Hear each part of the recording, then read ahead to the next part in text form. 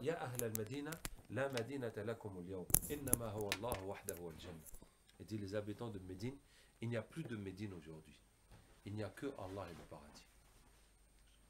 C'est tout. Oubliez tout. Hein? Il n'y a plus rien. Il n'y a que Allah et le paradis qui est devant nous. Et au début de la bataille, les Kofars ont dominé les musulmans et les musulmans ont reculé jusqu'à leur campement. Et arrivé là-bas, les Ansar de Médine se sont appelés, ils ont appelé Akhlisuna, Akhlisuna. Ça veut dire laissez-nous seuls, que les Ansar. Et ils se sont réunis à 500 Ansar, parmi les 12 000 musulmans. Et ils se sont mis au devant de l'armée musulmane et ils ont repoussé les Kofars, les 100 000 Kofars, jusqu'à ce qu'ils soient rentrés dans leur forteresse. D'accord? Quand les Kofars se sont retranchés dans la forteresse, les musulmans n'avaient pas moyen de rentrer là-bas. Parce qu'ils n'avaient pas les trucs comme les catapultes ou les trucs avec lesquels on pousse pour fracasser la porte. C'était que les guerres tribales qu'ils connaissaient. Hein. Et là, Al-Bara ibn Malik, il s'est mis debout sur un bouclier et il a dit levez-moi avec vos lances.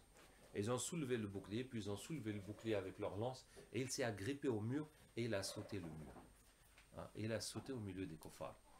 Et il s'est battu jusqu'à ce qu'il a ouvert la porte. Et les musulmans sont rentrés. Hein. Et quand les musulmans sont rentrés, il est tombé. Il est tombé et les musulmans sont rentrés, se sont battus. Et il est tombé, il avait plus de 80 coups de sabre, de flèches et de lance sur son corps. Hein. Et il avait tué 10 Kofars qui étaient morts autour de lui, sans compter ceux qu'il a blessés. Et la bataille a fait rage jusqu'à ce que les musulmans ont compris que la seule façon de terminer la bataille, c'était de tuer Moussaïlama. Et 3 personnes sont allées le tuer, dont Wahshi, qui l'a tué avec la même lance avec laquelle il a tué Hamza. D'accord? Et après, Khalid ibn al-Walid, qui était le chef de l'armée, il est resté 1 mois à attendre qu'Al-Bara ibn Malik guérisse de ses blessures. Hein? Donc ça, c'est le sauteur de mur. Vous voyez?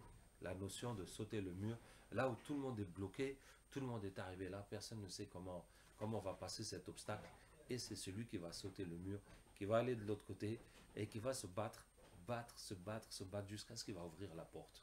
Et là, tout le monde va entrer. Allah Akbar. Ajib. Sauter comme ça tout seul, parmi 100 000 kofars, et se battre. Ils vont te laisser ouvrir la porte comme ça. Ya hasala. Hein? Masha'Allah. Donc, c'est le sauteur de mur. Alors, il y a une dernière notion dans les efforts. Vous me dites, quand c'est l'heure de la prière. C'est l'heure de la prière. Ok. On prie où? Ici ou bien où ça? Ici comme ça, on fait sortir la table. Bon, donc on fait pause pour la prière. Deux groupes. Un groupe qui après, tu n'auras pas de place pour tout le monde. سبحانك اللهم وبحمدك نشهد ان لا اله الا انت نستغفرك ونتوب اليك سبحان ربك رب العزه عما يصفون وسلام على المرسلين الحمد لله رب العالمين. La qibla c'est où? C'est comme ça. D'accord. En tout cas, moi je vous conseille de prier dans le premier groupe.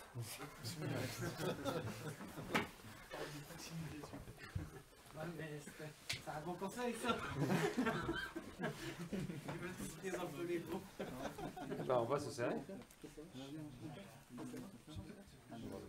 Bah, sinon on va la retourner ici. Est-ce que ça peut se retourner? Il y a du verre. Bah oui, mais on peut l'enlever. Bien, ça s'enlève pas. C'est très qui ce. Voilà, mais c'est le verre. On peut pas tomber, il y a pas à faire.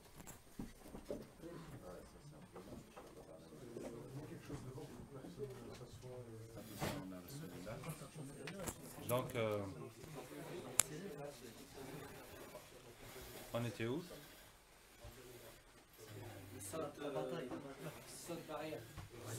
Sauter le mur.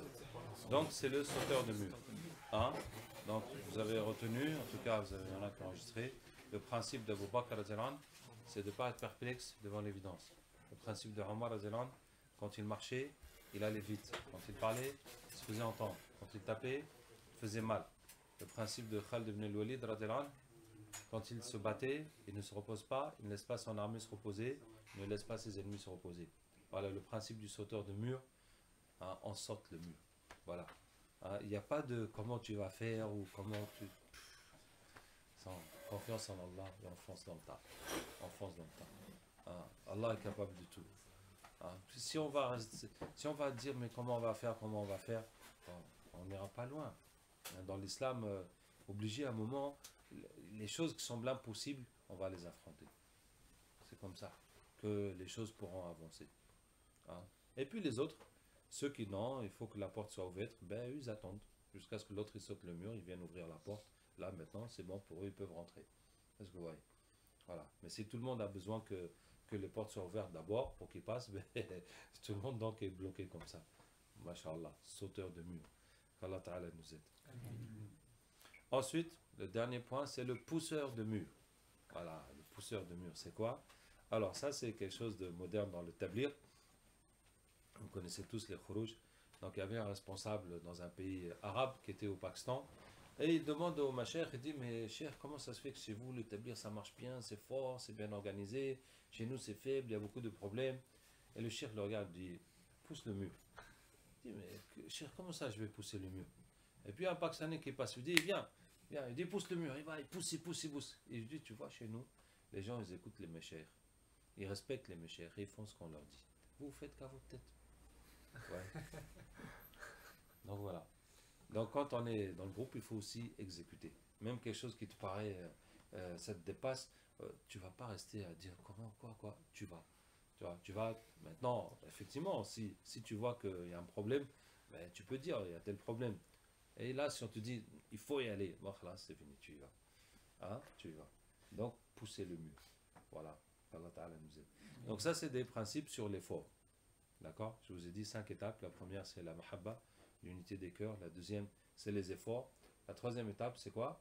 Le fikr, la pensée, hein, la réflexion pour optimiser, améliorer notre travail. Bon, sur ça, je vais vous dire 3 aspects du fikr. Maintenant, ça dépend aussi de l'activité qu'on est en train de faire. Mais de toute façon, toute activité nécessite une réflexion permanente, hein, pour l'améliorer, pour faire le bilan, pour etc., etc.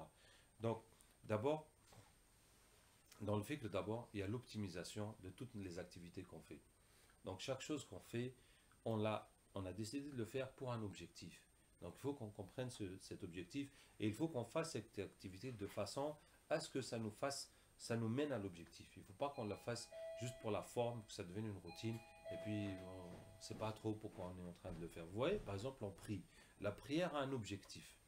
On doit prier de façon à réaliser cet objectif. Pas juste prier parce qu'il faut prier, et puis bon, ben voilà, on a prié. On a prié. Mais l'objectif de la prière, est-ce que tu l'as eu? Hein? Quel objectif de la prière? Donc, on ne sait même pas pourquoi on prie. Bon, on prie parce qu'Allah nous a dit de prier. Mais Allah nous a dit de prier pour une raison. Hein? Pour une raison. Donc, il faut qu'on connaisse cette raison. Et quel est notre but dans la prière? Pourquoi Allah nous dit de prier? Et que cette raison, hein, c'est l'utilité, ce qu'on doit gagner dans la prière, mais on doit s'assurer de le gagner. Vous voyez? Bon, c'est un exemple. Donc, chaque chose qu'on fait, on doit chercher vraiment à optimiser la façon qu'on le fait pour en avoir le résultat. Bon, deuxièmement, autre aspect du fikr, il y a la shura. Donc, la réflexion collective. Hein, réfléchir collectivement. Donc, n'importe quelle décision qu'on doit prendre, on la pose dans le groupe. Alors, le but de la shura, c'est de sortir, de profiter de l'intelligence, de l'expérience de chacun, des idées de chacun. D'accord?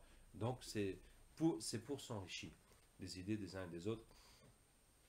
Donc, il faut pouvoir trouver comment profiter de tout ce que les uns et les autres vont dire. Voilà. Et un des buts de la shura aussi, c'est d'incruster dans la tête de chacun le souci du groupe. Hein, pour que chacun se rende compte des enjeux, hein, qui sont, par exemple, je vais dire, hein, une idée qui me vient en tête, c'est un groupe comme vous. Je peux dire que vous êtes un groupe d'intellectuels. Il me semble que vous êtes tous des gens qui ont fait quand même des études jusqu'à un certain niveau. Bon, n'est-ce pas? Donc, le but que vous devez vous donner dans l'islam, c'est comment ramener les autres comme vous. Les autres qui sont de votre milieu social, de votre âge, à peu près de votre classe sociale, hein, comment les ramener aussi dans la pratique de l'islam, dans la pensée, dans l'évolution de l'islam. Vous voyez? Parce que ça, c'est une responsabilité. Où tu veux qu'il y ait une place? Vas-y.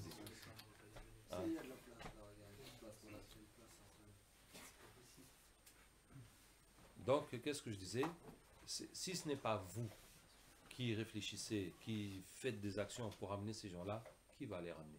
C'est pas les vieux, et puis c'est pas les jeunes, et puis c'est pas ceux qui n'ont pas fait d'études. Est-ce que vous voyez? Donc là, vous avez une responsabilité, comment dire, à laquelle vous ne pouvez pas incontournable. Vous ne pouvez pas vous dérober à ça, parce que vous êtes les seuls qui pouvez faire ça. D'accord? Et deuxièmement, en tant qu'intellectuel, disons que jeune cadre musulman, vous pouvez avoir des projets pour l'islam que les autres ne peuvent pas avoir. Ouais. Donc il faut vous projeter dans ça. Vous, par exemple, si on dit qu'on a besoin d'une banque islamique, est-ce que les vieux peuvent faire ça? Est-ce que les chômeurs peuvent faire ça? Non, c'est forcément des cadres. Tu vois?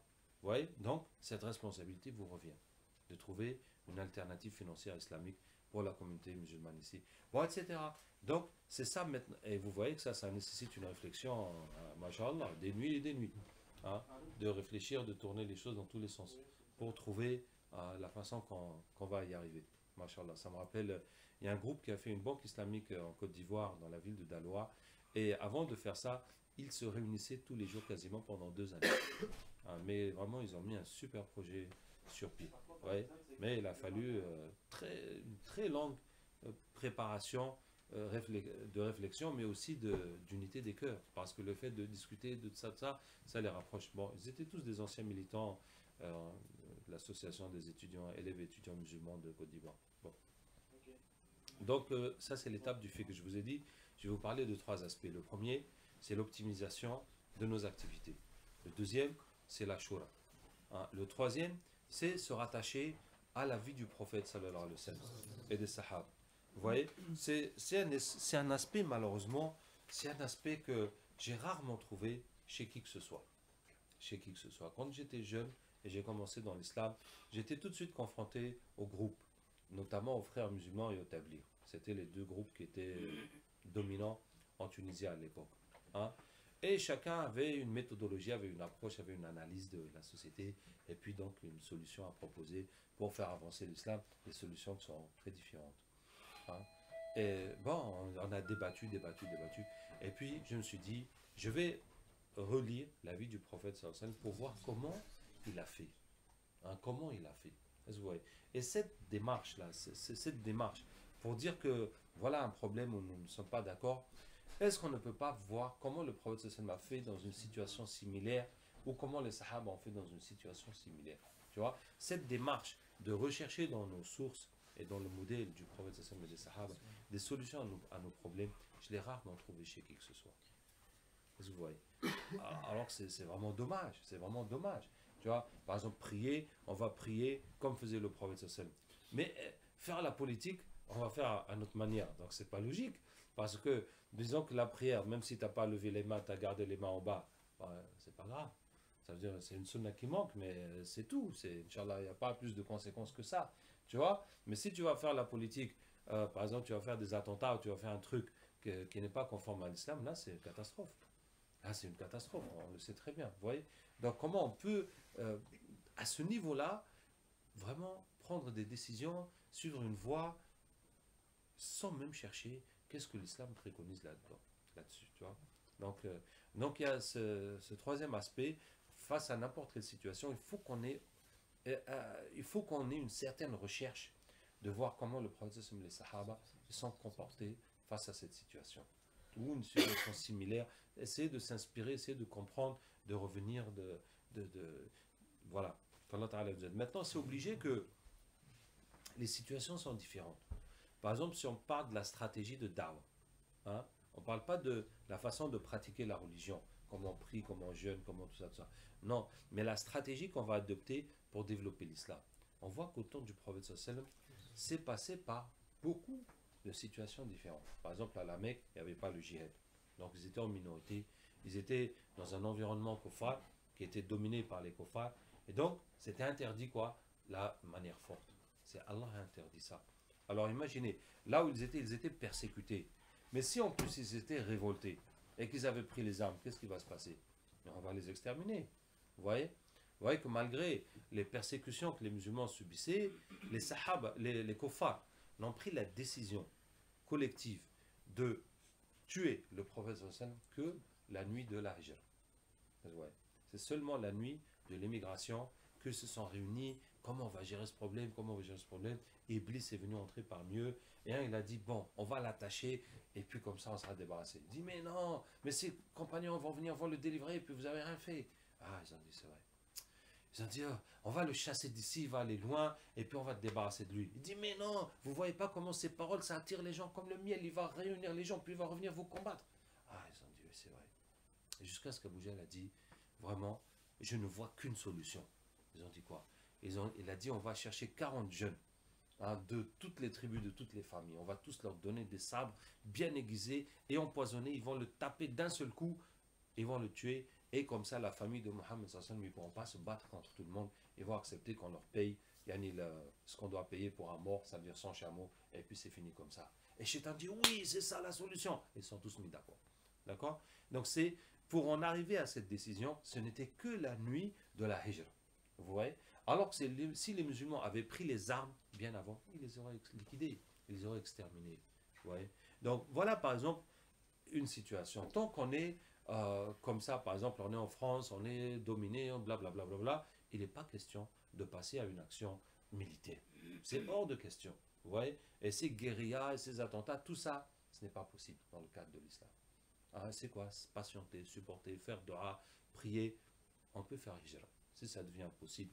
Donc, le prophète a envoyé les sahaba une première fois en Éthiopie, puis il est parti. Voilà, si ça ne va pas, eh bien, si tu arrives, vas-y ailleurs. Vous voyez? Si tu arrives, si tu peux, si tu as les moyens d'aller vivre ailleurs, vas-y. Si c'est devenu insupportable. Sachant que tout le monde ne pourra pas. Hein? Mais, en tout cas, ceux qui peuvent, ils n'ont qu'à partir. Ouais. Qu'est-ce que je veux dire? Même à la Mecque, il y avait encore deux périodes. Il y a la période de da'wa en secret et puis de da'wa en public. Donc da'wa en secret, ils étaient trop faibles.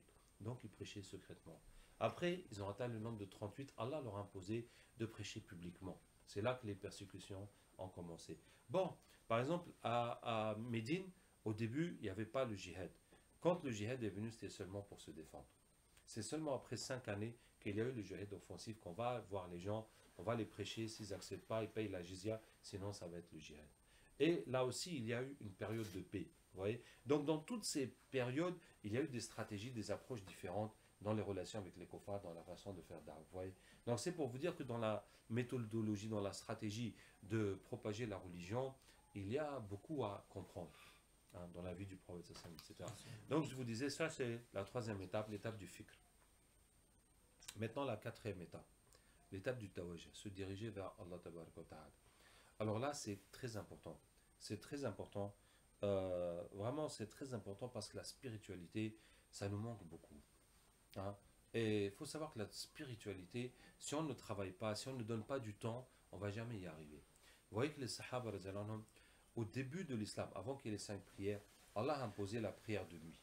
Puisqu'Allah dit, Ayyuhal muzammil, qum al-layla illa qalila. Toi qui es couvert tes habits. Donc c'est quand le prophète a pris peur, quand il a vu Jibril, il est retourné chez lui, il a dit, couvrez-moi. Et c'est là que Jibril vient lui dire, lève-toi et prie la moitié de la nuit. Un peu plus ou un peu moins. D'accord? Donc la prière de nuit était obligatoire pour le prophète et les sahaba depuis le début de l'islam. Donc passer la moitié de la nuit, environ la moitié de la nuit en prière, donc à prier, à lire le Coran, à faire des doigts, à faire le dhikr, hein, ça fait un lavage de cerveau. Et c'est ça qui leur a permis d'arriver à la concentration et de vivre, de ressentir la foi, etc. etc., etc. Vous voyez? Donc si on ne donne pas ce temps, au dhikr, au doigt, au Coran, à la prière, on ne va pas y arriver. Tu vois? On va toujours surfer comme ça, superficiellement sur l'islam, hein, sans rentrer dans la profondeur de la foi. Donc, vous avez pour ça mon livre La Voie spirituelle. J'en ai quelques exemplaires. En tout cas, on a juste un petit reliquat des livres de Le Figuier, qu'Allah facilite quand on met tous les livres en place. En tout cas, on a juste quelques-uns, si vous êtes intéressés. Qu'est-ce que je vais dire dans la voie spirituelle? Et on va commencer à se concentrer dans le dhikr. Dans le dhikr. Hein? Salat al-Nabi, l'istighfar, sallallahu alayhi wa sallam. Et puis dans la lecture du Coran, et puis dans la prière. Donc on va commencer à se concentrer dans les actions individuelles. Ensuite, on va se concentrer chaque fois qu'on parle de religion, qu'on écoute les hadiths, ou qu'on parle, ou soit qu'on écoute, ou soit qu'on parle soi-même de la religion. Hein. on va faire l'effort de se concentrer jusqu'à être branché dessus. Vous voyez? Ça veut dire, quand on écoute les paroles de la religion, il faut que ça nous fasse comme un film. Comme un film. Tu es dedans jusqu'à ce que c'est comme si tu le vis. Jusqu'à ce que tu ne te rendes même pas compte de ce qui se passe autour de toi. N'est-ce pas? Quand tu es vraiment branché dans le film. qu'Allah Ta'ala nous aide. Hein? C'est comme, je vous donne un exemple. Hein, si tu es en voyage, ou tu es par exemple, quelqu'un ici, sa femme est au bled, et sa femme lui écrit une lettre, elle dit oui, mon chéri, tu me manques beaucoup. Maintenant, bébé, il commence à prononcer ton nom, et il commence à marcher, il tourne dans la maison, et toi, tu vois ça. Quand tu lis la lettre, tu entends la voix de ta femme qui parle dans ta tête, n'est-ce pas? Et tu es en train de voir la scène, et tu vois ton bébé, et jusqu'à ce que tu te mets à pleurer, etc. Est-ce que tu vois? Donc, juste la lettre, ça te fait vivre un film. Est-ce que vous voyez? Donc, c'est comme ça. Quand on entend les paroles d'Allah, du prophète, les paroles de la religion, ça doit nous envoyer dans un film. Ça veut dire un niveau de concentration, c'est comme si on le voit. Là, quand tu le vois, comme si tu le vis, ça va te toucher. Ça va te toucher beaucoup plus. Vous voyez? Quand on te raconte un truc, ça te touche pas comme si tu le vois ou comme si tu le vis. Tu vois?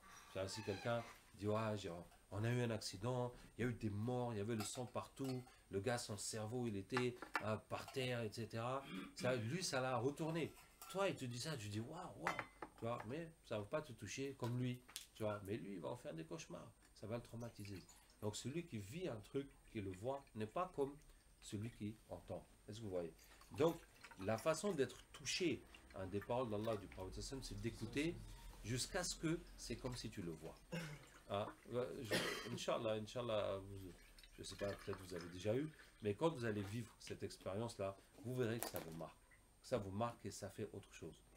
Donc je disais, dans l'étape de spiritualité, à ça. Il faut se concentrer individuellement sur le dhikr, le Coran, l'istighfar, les doigts, la prière. Il faut se concentrer individuellement. Et après, quand on est en groupe, chaque fois qu'on parle de la religion, il faut que tu te concentres pleinement, comme si tu es dans un film. Tu es dedans. Et ça va te toucher, ça va augmenter ta foi. Et maintenant, après, c'est le dua. Et il faut qu'on donne beaucoup de temps tous les jours au dua. Il faut qu'on donne beaucoup de temps tous les jours. Et on est obligé aussi de le faire collectivement.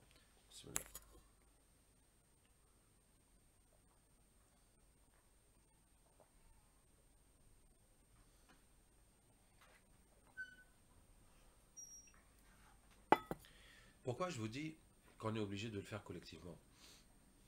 Parce que si on encourage comme ça tout le monde à faire dua, il y en a qui vont faire, il y en a qui vont pas faire, il y en a qui vont faire un moment qui va s'arrêter. Donc pour que ça devienne dans le groupe, pour que ça devienne un acquis du groupe, il faut le faire collectivement. Maintenant, pour faire le dua collectivement, je vais vous proposer 3 formules. Alors, la première formule, c'est les tarawih avec le qunut. La façon qu'on fait pendant le ramadan. D'accord? À vrai dire, c'est pas sunna. C'est pas sunna. Tu vois, c'est pas exactement comme ça que les sahaba faisaient les tarawih avec le qunut à chaque fois. Et c'est vraiment bizarre, parce qu'à la Mecque, là où on parle de sunna, bid'a, tout ça, et bien eux, ils sont accrochés à ce dua de qunut qu'ils font tous les soirs, alors que ce n'est pas une sunna de faire le dua comme ça. Est-ce que vous voyez? Donc, il y a une contradiction idéologique entre le fait de prêcher, on ne fait que la sunna, et puis ils sont accrochés à ce dua de qunut comme ça, qui font long et tout, alors que c'est pas comme ça la sunna. Est-ce que vous voyez? Mais, bien que ce ne soit pas une sunna, c'est quand même une bonne chose. Parce que dans la sunna, les sahaba faisaient souvent les du'as collectifs. Par exemple, il y a une formule qui était chez les sahaba, que vous retrouvez dans Hayat Sahaba, mashallah, que j'ai traduit, c'est que souvent les sahaba s'asseyaient en cercle et faisaient dua à tour de rôle. Chacun fait dua, les autres disent amin. Ouais. C'est une formule qui était courante chez les sahaba et le prophète sallallahu aussi participé. Et voilà une formule qui a quasiment disparu de chez les musulmans. Alors que c'est très simple. Et vraiment, Inch'Allah, essayez que ce soit un grand groupe comme ça ou des petits groupes, ou même en famille. Tu vois, chacun fait dua à tour de rôle. Je me rappelle une fois même, j'étais faire un mariage et il n'y avait presque pas de musulmans en mariage. Ça veut dire que le couple ou bien seulement l'homme, je ne sais plus qui, était musulman. Je ne sais pas si c'est l'homme ou la fille aussi qui est converti, mais tous les autres, quasiment, c'était des koufars. Tu vois. Alors j'ai fait la cérémonie, j'ai fait le dua, et puis la personne à côté, elle a commencé à faire des bénédictions, oui, et que Dieu leur donne les enfants, blablabla, blablabla, blablabla. On dit Amin. Et puis l'autre, il s'est mis à faire le dua. Et puis finalement, on a fait un tour de table de dua comme ça. Et c'était génial. Tu vois, le couple qui se marie, voilà, tous les gens qui sont là, chacun va faire dua à tour de rôle pour qu'Allah les bénisse, qu'Allah leur facilite, etc. C'était super. Tu vois, et c'était vraiment pas préparé. Je peux même pas dire improvisé. La fille a dit comme ça, puis chacun s'est mis à faire des doigts, et puis voilà, ça s'est super bien passé. Donc je vous dis, c'est une pratique courante des Sahaba. Hein, par exemple, faire les doigts après chaque prière, mais quand on voit dans les livres de Adhkar, il y a 3 ou 4 pages de doigts que le prophète sallam recommandait de faire après les prières ou qu'il faisait lui-même. Tu vois, il y a un hadith où on dit au prophète sallam quel est le doigt le plus exaucé, et dit après les prières obligatoires, euh, Tubula salawat al-maktuba, et le dernier tiers de la nuit. Et puis, c'est ça, non? Ou il y a autre chose dans le hadith? Adhan et l'Ikrama, il n'y a pas ça entre l'Adhan et l'Ikrama. Je parle d'un hadith particulier. On a dit Ayu dua et asma. Quel est le dua le plus exaucé? Il dit Dubura salawat al-maktuba wa thuluth al-layl al-akhir. Je pense que c'est comme ça le hadith. Non, mais il y a plusieurs hadiths sur le dua accepté. Mais là, il dit après les prières obligatoires et le dernier tiers de la nuit. Oui. Donc, c'est normal qu'après chaque prière, on fasse des doigts. C'est tout à fait normal que après les prières obligatoires, on fasse des doigts. Mais les Saoudiens, ils ont combattu ça. Et donc, le fait qu'ils ont éliminé le doigt partout, tu vois, donc ils sont raccrochés au doigt de Qunut dans le Tarawih, et puis c'est pas plus mal. Tu parles de la dua collective. Ouais, le doigt que l'imam fait que pendant la prière, hein, le Qunut. Bon, donc je vous ai dit que on a besoin de faire le doigt collectivement. Soit la formule de Qunut après les Tarawih, mais là ça veut dire qu'on sera ensemble la nuit, ce qui n'est pas toujours évident. Soit la formule de faire doigt en cercle, et ça, mashallah, ça, on peut faire ça à tout moment, et c'est facile, et je vous encourage vraiment à faire ça. Et quand on fait ça, non seulement on fait un long doigt, par exemple, on va faire 20-30 minutes de doigt, alors que quand tu es tout seul, tu vas jamais faire un doigt pendant 20-30 minutes, n'est-ce pas? Hein? Alors que là, pendant 20-30 minutes, tu es en train de faire de doigts, tu écoutes lui, et en plus, ça rapproche les cœurs, et en plus, ça te donne des nouvelles idées de doigts, c'est-à-dire que les uns les autres, ils vont demander des choses que toi, tu penses jamais à demander, ces trucs-là, etc. Donc, ça va vraiment motiver, puis tu apprends des nouveaux doigts, etc. Bon, l'autre formule qu'on peut faire, c'est de lire Yassine, lire Yassine tous, et puis faire un doigt, demander à Allah Ta'ala ce qu'on veut. Et je vous dis que on a besoin de faire ça tous les jours, notamment, enfin, on a toujours besoin de faire ça, même dans ta vie personnelle, de faire doigt tous les jours. Mais notamment, quand on est engagé pour l'islam et on veut faire quelque chose pour l'islam, donc si on fait l'effort pour l'islam et qu'on ne demande pas à Allah Tabaraka wa Ta'ala, il y a une contradiction. Tu vois, il y a une contradiction. Mais comment tu veux qu'Allah Ta'ala accepte et bénisse alors que lui, on ne lui demande pas? Vous voyez? Ça veut dire quoi quand on ne lui demande pas? Ça veut dire qu'on ne sent pas qu'on a besoin de lui. Franchement, on ne le sent pas. Donc, soit tu penses que tu vas le faire tout seul, ou soit que tu t'en fous que ça marche ou que ça ne marche pas. Toi, tu as fait ton part du boulot comme un fonctionnaire, puis tu rentres chez toi, le reste, ce n'est pas ton problème. Hein, tu as fait ce qu'on t'a dit de faire, et puis c'est tout. Hein, mais si tu veux que ça marche, et si tu sais qu'il n'y a que Allah qui peut faire que ça marche, mais tu vas demander. D'accord? Ça, c'est la 4e étape, à Tawajjuh. Ensuite, la 5e étape, c'est ce dont je vous ai parlé au début, c'est les épreuves. Donc, quand viennent les épreuves, alhamdulillah, il faut être content, savoir que ça vient d'Allah, l'accepter, et ensuite, quoi? Continuer, persévérer dans notre travail, et quoi? Faire dua pour qu'Allah descende la guider, et ne pas faire dua pour qu'Allah enlève cette épreuve. Voilà. Donc, c'était les 5 étapes du groupe, et vous voyez que c'est vraiment très important à comprendre ces étapes pour que notre effort de hidayah soit productif. Et Inch'Allah, quand on fait ça, ça marche. Ça veut dire ça marche ce qu'Allah a dit. Ceux qui luttent pour nous, nous les guiderons dans nos voies. Donc on fait l'effort, la hidayah vient, on fait l'effort, la hidayah vient. Ça devient comme une usine qui produit ce qu'elle doit produire. Donc on fait les efforts et la hidayah est en train de venir. Et les épreuves s'enchaînent et sont toujours différentes et de plus en plus d'épreuves. Et on continue, Inch'Allah, jusqu'au bout. Voilà. J'ai une question concernant le dhikr en groupe. Oui. Parce que tu as donné la façon de faire, chacun son tour donne une dua. Mm. Mais est-ce que le groupe il peut réciter lui-même la même dua, mais le groupe en entier, On à peut, voix haute? on peut. D'accord? Ah, pour le dhikr en groupe, c'est très simple. Allah Ta'ala dit Fadhkuruni adhkurkum. Évoquez-moi, je vous évoquerai. Et dans le hadith Qudsi, Allah dit Man dhakarani fi nafsihi, dhakartuhu fi nafsi, wa man dhakarani fi mala'in, dhakartuhu fi mala'in khayrin minhum. Celui qui m'évoque en lui-même, je l'évoque en moi-même. Celui qui m'évoque parmi un groupe, je l'évoque parmi un groupe meilleur. D'accord? Ça veut dire que le même dhikr que tu fais toi-même, si tu le fais en groupe, ce dhikr a plus de mérite. Quel que soit le dhikr que tu fais toi-même, si on le fait ensemble, ça a plus de valeur. Parce que quand Allah t'évoque parmi un groupe, ben, c'est mieux qu'Allah t'évoque parmi un groupe par rapport au fait qu'Allah t'évoque en lui-même. Vous voyez? Ça veut dire que c'est mieux encore. Si tu l'évoques Allah toi-même, c'est bon. Si tu l'évoques en groupe, tu auras encore plus de mérite chez Allah. Donc non seulement c'est permis, c'est autorisé, c'est sunna, mais en plus ça a plus de mérite que le dhikr individuel. Et de toute façon, on le sent très bien quand on le fait collectivement, on se sent plus motivé, et ça nous fait plus d'effet que de le faire individuellement. D'accord? Et je suis toujours dans les questions. Quel conseil tu peux nous donner pour aimer le prophète sallam plus que notre personne?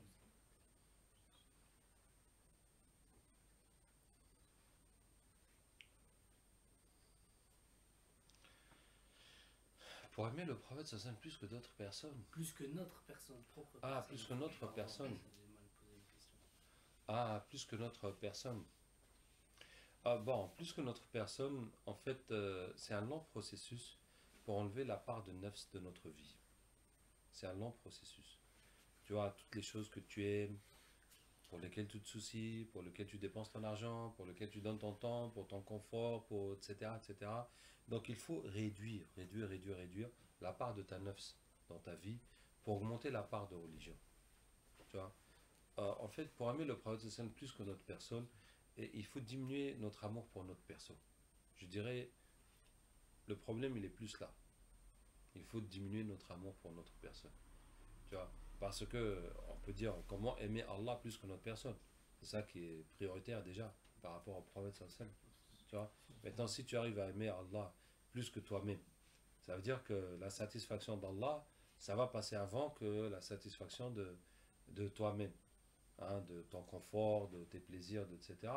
Bon, bah, khalas, là c'est bon, tu vois. Là c'est bon, là pour que la sunna aussi, et l'amour du prophète et le souci du prophète, ça passe avant toi-même, c'est plus loin, ce n'est plus très loin. Si tu aimes Allah déjà plus que toi-même. Ouais, Une question. Sur le deuxième point que tu as évoqué, sur les 5 points, l'effort. c'était les efforts. Mm. Tu avais dit pas mal d'idées. Mm. Maintenant, il y a beaucoup, comme tu as dit, les branches du bien, il y en a beaucoup. Ouais. Comment faire maintenant pour. Parce qu'on ne peut pas être ici, là-bas, ici. Ouais. Est-ce que c'est pas mieux de se perfectionner, de rester dans un domaine et de l'exploiter au maximum que d'essayer d'être un peu partout Bon, en tout cas, je vais dire que la chose la plus importante, c'est de faire quelque chose. Et de ne pas rester à rien faire. Tu vois? Parce que si on ne fait rien et qu'on parle, ouais, cela c'est bien, ouais, les autres c'est pas tellement bien, ah, ce serait bien ceci, cela, et que toi-même tu fais rien, donc c'est inutile. Donc, du moment que tu fais quelque chose, que tu agis pour que l'islam avance, c'est déjà bien. Parce que sur les musulmans, sur l'ensemble de tous les musulmans, il y a ceux qui ne pratiquent pas, et puis ceux qui pratiquent, et puis combien qui essaient de faire quelque chose pour l'islam. Tu vois? Donc, on a besoin que ceux qui pratiquent, qu'un maximum s'engagent. Même un peu, tu vois, même un peu. Même si toi tu fais rien, mais au moins tu donnes un peu d'argent à ceux qui font. Tu vois? Comme ça, tu participes d'une façon ou d'une autre. C'est déjà bien. Maintenant, participer dans plusieurs activités, bon, plus on s'engage, on va voir que c'est impossible de s'engager trop dans plusieurs activités. C'est comme si tu fais plusieurs sports, tu ne peux pas faire plusieurs sports en même temps. En tout cas, ni le temps, ni l'engagement, ça ne peut pas te permettre de faire plusieurs choses en même temps. Donc, bon, tu vas essayer d'aller là où toi tu profites, là où tu sens que c'est utile, et là où tu sens que toi aussi tu peux être utile. C'est tout. Maintenant, si on s'engage dans une activité, dans un domaine, il faut essayer au maximum de garder l'esprit de la Ummah. Hein, comme Allah dit, wa innani min al-muslimin, qui dit une meilleure parole que celui qui appelle à Allah, qui fait une bonne action et qui dit je suis parmi les musulmans. Donc tu te revendiques pas, ah je suis du groupe tel, comme si que c'est ça le bon groupe. Non, je suis parmi les musulmans. C'est ça, mon appartenance et mon idéologie, c'est les musulmans. Ah, et mon souci, c'est les musulmans. Et je vis dans la fraternité musulmane, même si je suis dans une activité particulière. Voilà. C'est bon, ça répond à ta question? Tu demandes est-ce qu'il vaut mieux faire quelque chose ou bien s'éparpiller, mais dans la pratique, en tout cas fais. Maintenant, si tu fais ici, tu fais là-bas, toi-même tu verras que ce sera à un moment donné, ce sera incompatible. C'est-à-dire il faudra s'engager. Puis là, tu vas choisir là où toi-même tu profites le plus et tu es le plus utile. Oui. Quand tu t'es converti à l'islam et que tu as connu les frères musulmans puis les tablirs, comme c'était les deux groupes qui étaient majoritairement en Tunisie, qu'est-ce qui a fait que tu as pu se pencher vers le tablir Ah, mais c'est très très simple. Quand j'ai fait, comme je vous ai dit, que j'ai revu la vie du prophète sallallahu alayhi wa sallam, et les sahaba, ils avaient une foi, ils ont eu une foi inébranlable, ce qui fait que quand ils étaient confrontés aux mécréants, tout ce qui leur arrivait, ça ne perturbait plus leur foi. Tu vois? Alors que si on rentre dans une confrontation avec la société et que nous, on n'a pas la foi, donc les problèmes qui vont résulter de cette confrontation, on ne pourra pas les assumer. Spirituellement, on ne pourra pas les assumer, on va être déstabilisé. Donc finalement, ça ne sert à rien. Ouais, finalement, ça ne sert à rien d'aller te battre au nom de l'islam, et puis on va te taper, et puis tu vas laisser la prière. Il ne fallait pas te battre, il fallait rester tranquille, tu fais ta prière, et puis tu te mêles de rien, puisque tu n'as pas la foi pour assumer ça. Donc c'était ça la réponse. Hein. Aller dans un combat politique, et puis se faire mettre en prison, se faire torturer, chasser, etc., etc., alors qu'on n'a pas encore la foi. Tu vois, on n'a pas encore le comportement, on n'a pas encore toutes ces choses-là, donc c'est pas bon. Vous voyez, c'est pas bon. Maintenant, vous voyez, le combat de l'islam, le prophète, ils ont mené un combat qu'ils ont gagné. Hein. Pourquoi je vous dis ça? Parce que il faut arriver à avoir les doigts que Allah va accepter. Et puis il faut arriver à avoir la rahma dans le cœur. Et le prophète, ils avaient la rahma pour les mécréants qui les torturaient. Mais nous, on n'avait pas la rahma. On avait la haine. Vous voyez? Donc si on est dans un esprit de haine, on n'est pas dans l'esprit de l'islam. Vous voyez, par exemple, on est en France. Bah, ils font les lois anti-islamiques, tout ça, tout ça, tout ça. Maintenant, nous, on doit savoir que nous sommes là pour leur prêcher l'islam. Et le fait que nous, on ne leur a pas donné une bonne image de l'islam, on n'a pas été capable de les prêcher de l'islam, eux, eh ben voilà, c'est leur travail de kuffar, ils trouvent qu'on les dérange pour la dunya, ils veulent se débarrasser de nous. Vous voyez? Maintenant, notre travail n'est pas maintenant de se battre contre eux à cause de cette situation, mais de revenir à la pratique de l'islam et de leur prêcher l'islam. Tu vois, et d'avoir pitié d'eux pour les sauver de l'enfer. C'est dans cet esprit, ça veut dire, si le prophète était là, tu vois, est-ce qu'il va se soucier que les musulmans, par exemple, on ne leur donne pas de boulot, sont discriminés, dans les écoles on les envoie dans les mauvaises filières? Non. Il dit, mais vous êtes musulmans, vous êtes 6 millions, mais comment vous n'arrivez pas à montrer l'islam à ces gens? C'est ça le problème, n'est-ce pas? Donc c'est à ça qu'on doit revenir. Et maintenant, si on s'engage dans une voie de confrontation avec les kuffars, alors que nous-mêmes, on n'assume pas l'islam et puis on n'a pas la rahma pour eux, non, on n'est pas dans un combat de l'islam. Là, on est en train de se battre pour la dunya. Ouais. On est 6 millions de musulmans Ouais. en France, nous on se base sur quoi pour dire ça? On compte le nombre de personnes qui vont dans les mosquées? Non, pas du tout. Non, non, pas du tout. On compte les immigrants et les immigrés et les enfants des immigrés. Voilà, c'est là le problème. Quoi? Ben, on n'est pas. On est 6 millions pas de parce que mes Tunisiens, parents Algériens, sont- Marocains, c'est pas parce- Sénégalais, Maliens. C'est pas parce Turcs. que mes parents sont d'origine algérienne ou marocaine ou Ouais. tunisienne que je suis musulman. Bon, tu veux dire quoi? Tu pourrais être chrétien ou athée ou juif ou quoi? Ou athée, oui. Il y en Bon, a c'est beaucoup, possible, enfin, mais le c'est problème, rare. C'est ça, c'est là qu'elle est l'image. Parce que quand on voit, si on voit un Tunisien, un d'origine tunisienne ou algérienne ou marocaine, les gens ils disent, ouais, lui, c'est un musulman. Ouais. Mais il l'est peut-être pas. Hein. S'il est en train de faire des trucs pas bien, et il est là le problème, non? Ah, le problème, c'est que la plupart des musulmans ne Il n'y a pratiquent pas pas. beaucoup de musulmans en fait en France. Enfin, il y a des gens d'origine maghrébine, Hmm. et les musulmans, on n'est peut-être pas beaucoup. Enfin, Quoi, tu veux dire que c'est des koffars?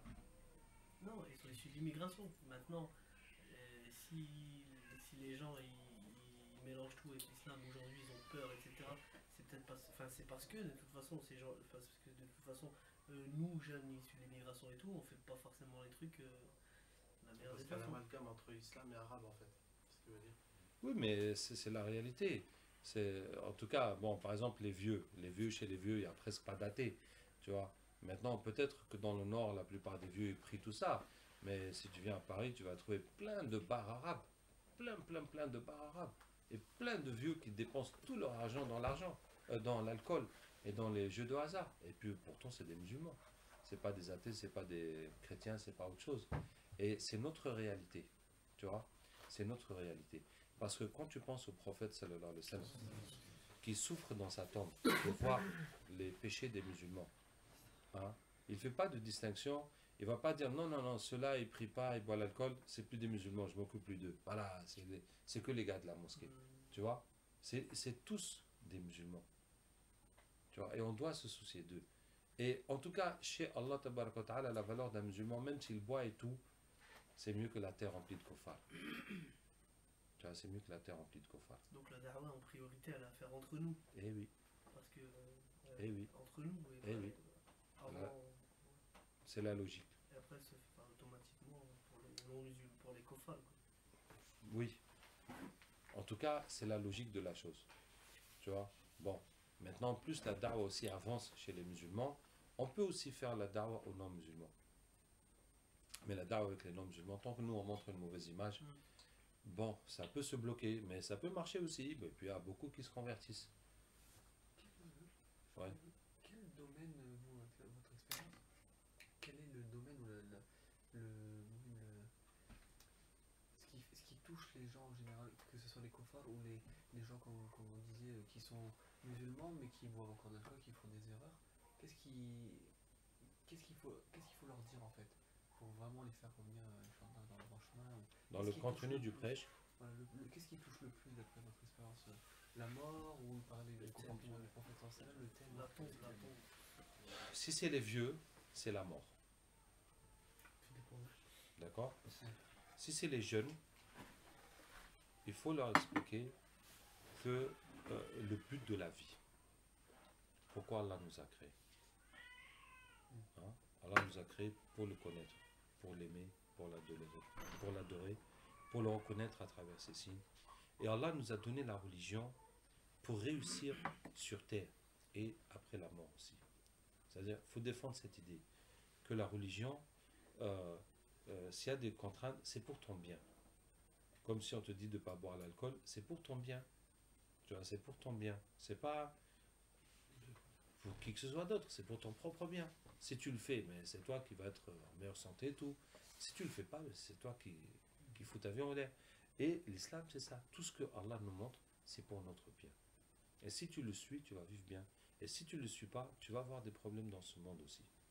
Tu vois? Donc, c'est ça qu'il faut rabâcher aux jeunes. Le but pourquoi Allah nous a créés et qu'Allah nous a donné la religion pour réussir notre vie et ainsi que l'au-delà. Puisque il faut enlever l'idée qu'il y a dans la tête des gens et des jeunes que la religion, c'est pour gagner le paradis, c'est nécessaire, mais pour profiter de cette vie, il faut qu'on se débrouille un peu. Donc on va partager, faire un peu de religion, puis un peu de dunya aussi, parce qu'on a besoin aussi de dunya. Ou bien quand on est jeune, on va faire la dunya, plus tard on fera le din. Il faut dire non, même la dunya, c'est avec la religion qu'on va trouver le bonheur. D'accord? Par exemple, une des plus grandes causes de bonheur dans ce monde, c'est d'avoir une bonne femme ou un bon mari. Et pour ça, Allah nous a donné une recette. Al-khabithat ou al-khabithina, al-khabithun al-khabithat. Les pervers sont pour les pervers sont pour les perverses. Les bonnes sont pour les bons et les bons sont pour les bonnes. Donc si tu veux une bonne femme, tu dois être toi-même bon. Tu vois? Mais si toi tu veux profiter des filles à max, jusqu'à ce que tu te maries et tu penses que tu auras une bonne femme, non. La façon que tu fais, Allah te fera la même chose. Hein? Donc le fait que Shaitan te dit profite de la vie, il est en train de gâcher ta vie. Il est en train de gâcher ta vie. Tu vois? Et si toi tu penses que c'est cool, que tu n'as qu'à profiter, eh ben Allah va te montrer sur ta femme, sur tes filles, la même chose que toi tu faisais aux gens, jusqu'à ce que ça te fasse les boules et que ça te dégoûte. Et que tu te rappelles ce que toi tu faisais en t'amusant comme une chose. Et de la même façon que tu vois les gens s'amuser sur tes filles, et là tu vas regretter. Et tu vas savoir que c'est mauvais. Et ça, c'est une miséricorde d'Allah pour te faire repentir dans ce monde. Sinon, si tu arrives avec ces péchés du jour dernier, ça va être chaud pour toi. Donc, tout le profitage que tu es en train de faire, tu es en train de gaspiller toute la baraka de ta vie. Donc, c'est ce qu'il faut expliquer aux jeunes. Ok?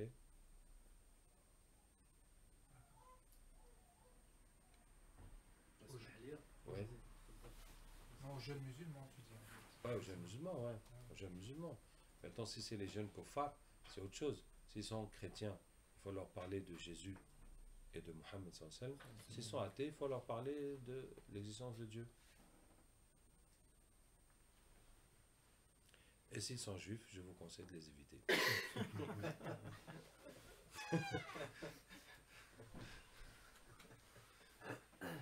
Et tout à l'heure, tu as soulevé un petit débat qui a lieu souvent dans notre ta'lim. Tu as parlé de l'hijra rapidement. Ouais. Je sais pas, est-ce que tu pourrais rajouter quelque chose sur l'hijra? Hijra, c'est quand la vie devient impossible. La souffrance devient trop dure. Et ça ne s'applique pas à la France. Ça ne s'applique pas à la France. Parce qu'en France, on a des... D'abord, on n'est pas à ce point-là ni torturé, ni machiné, ni etc. Maintenant, les difficultés qu'on peut nous imposer ne sont pas insurmontables. Et nous n'avons pas exploité les possibilités qui nous sont offertes. Notamment le fait d'avoir nos entreprises, d'avoir nos écoles, d'avoir nos structures. Hein? Et pour vous dire que, vous savez, quand la France disait que le modèle anglais d'intégration est un modèle communautaire, alors que le modèle français est un modèle individuel, blablabla, bla, bla, bla, tout ça c'est des foutaises. Bon, peut-être pas le contraire. En tout cas, c'est des foutaises. Vous savez par exemple que quand il y a eu la loi contre le foulard à l'école, ils ont fait une exception pour l'île de la Réunion, où la loi ne s'applique pas. Tu vois pourquoi? Parce que c'est des musulmans indiens et qui sont comme le modèle anglais, tu vois, et qui ont leurs écoles. D'abord, ils sont riches, donc ils ne touchent pas les allocs, et il n'y a pas le chômage chez eux, tu vois, et ils sont dans la politique, c'est-à-dire ils votent, et eux-mêmes ils sont dans les partis, et eux-mêmes ils sont dans le conseil régional et dans les mairies, etc. etc. Il n'y a pas la délinquance chez leurs enfants, et puis ils ont leurs propres écoles, donc une communauté qui est, on va dire, qui est bien intégrée comme les juifs en France, tu vois, qui est bien intégrée dans le système, comme les juifs. Ils ont leurs entreprises, ils ont leurs écoles, et puis ils sont dans les partis, puis ils sont dans les conseils de mairie, etc. Mais qui peut les toucher? Tu ne peux pas les toucher. C'est eux-mêmes, ils font partie du système. Est-ce que tu vois? Donc c'est ça qui fait que personne ne... Et à quoi ça sert même? Et puis le problème que les gens vivent ici, de chômage, de délinquance, de tous ces problèmes de jeunes, eux, ils n'ont pas ça là-bas. Tu vois, donc les musulmans ne posent pas un problème à la société. Ouais. Donc c'est ça qu'on a besoin de faire, et on n'a qu'à le faire. Donc on encourage les jeunes musulmans à produire de la richesse. Ouais. Et faire de l'argent et prendre des bonnes places, comme les juifs. Exactement. Ouais, comme les juifs. Attends, excuse-moi. Je vais dire produire de la richesse, faire de l'argent, je vais dire plutôt avoir nos entreprises. Tu vois, essayons autant que possible d'avoir nos entreprises. Je vous donne un exemple simple. J'étais vers Nantes, dans un village, et il y avait des Turcs. Et les Turcs, ils avaient une entreprise de construction, de bâtiments. Tu vois? Et donc, ils sont que des Turcs. Ils ont leur entreprise, donc ils construisent des maisons, des trucs et tout. Et le patron de l'entreprise, il a construit un pavillon pour chacun de ses employés. Tu vois? C'est même pas compliqué. C'est même pas compliqué. Il y a tellement de musulmans, tellement d'arabes qui sont maçons, qui sont électriciens, qui sont tout ça. Au lieu de travailler pour Bouygues et pour je sais pas qui, mais ils peuvent faire une entreprise. Maintenant qu'on a notre entreprise, on peut faire notre Jumu'ah, on peut prier, et puis on peut s'acheter des maisons, tu vois, se construire des maisons les uns les autres, et puis on peut faire une mosquée aussi, c'est pas trop compliqué, une école, etc. Puisque on a nous-mêmes. Et puis quand on a notre entreprise, on va gagner beaucoup plus que si on était employé chez les Gours. Tu vois?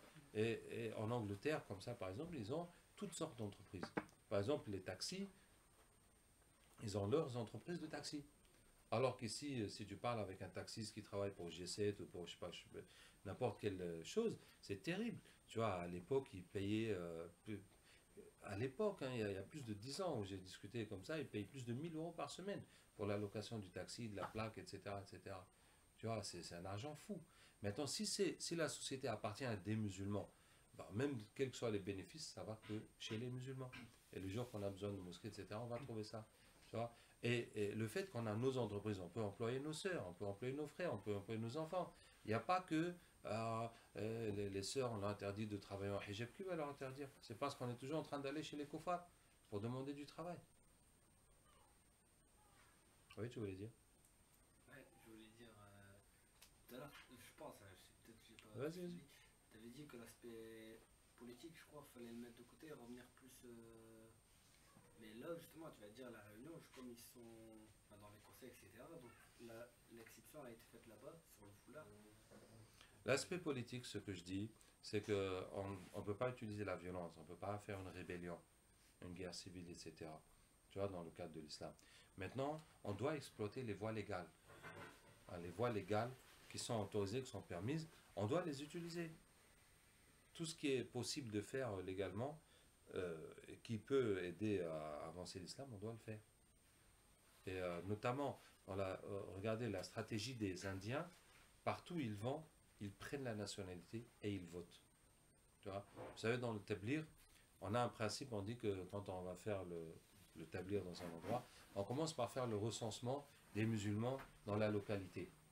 Et en France, en tout cas à l'époque où, je vous dis, ça se passait, nulle part on a pu faire le recensement. Nulle part on a pu faire une mosquée dit, voilà, j'ai recensé les musulmans du quartier. Hein. Et on est parti en Angleterre. On était allé dans un quartier, je dis, vous avez fait le recensement des musulmans? Ils ont dit oui. Je dis, mais comment vous avez fait? Je dis, mais c'est très facile. On va à la mairie, on demande les listes électorales et on prend les noms des musulmans. Tu vois? Ça veut dire que tous les musulmans ont la nationalité et tous les musulmans sont inscrits dans les listes électorales et tous les musulmans votent. Tu vois? Et chez eux, c'est quelque chose de naturel. Tu arrives, tu prends l'insulté, tu votes. Tu vois, tu votes. Vous voyez?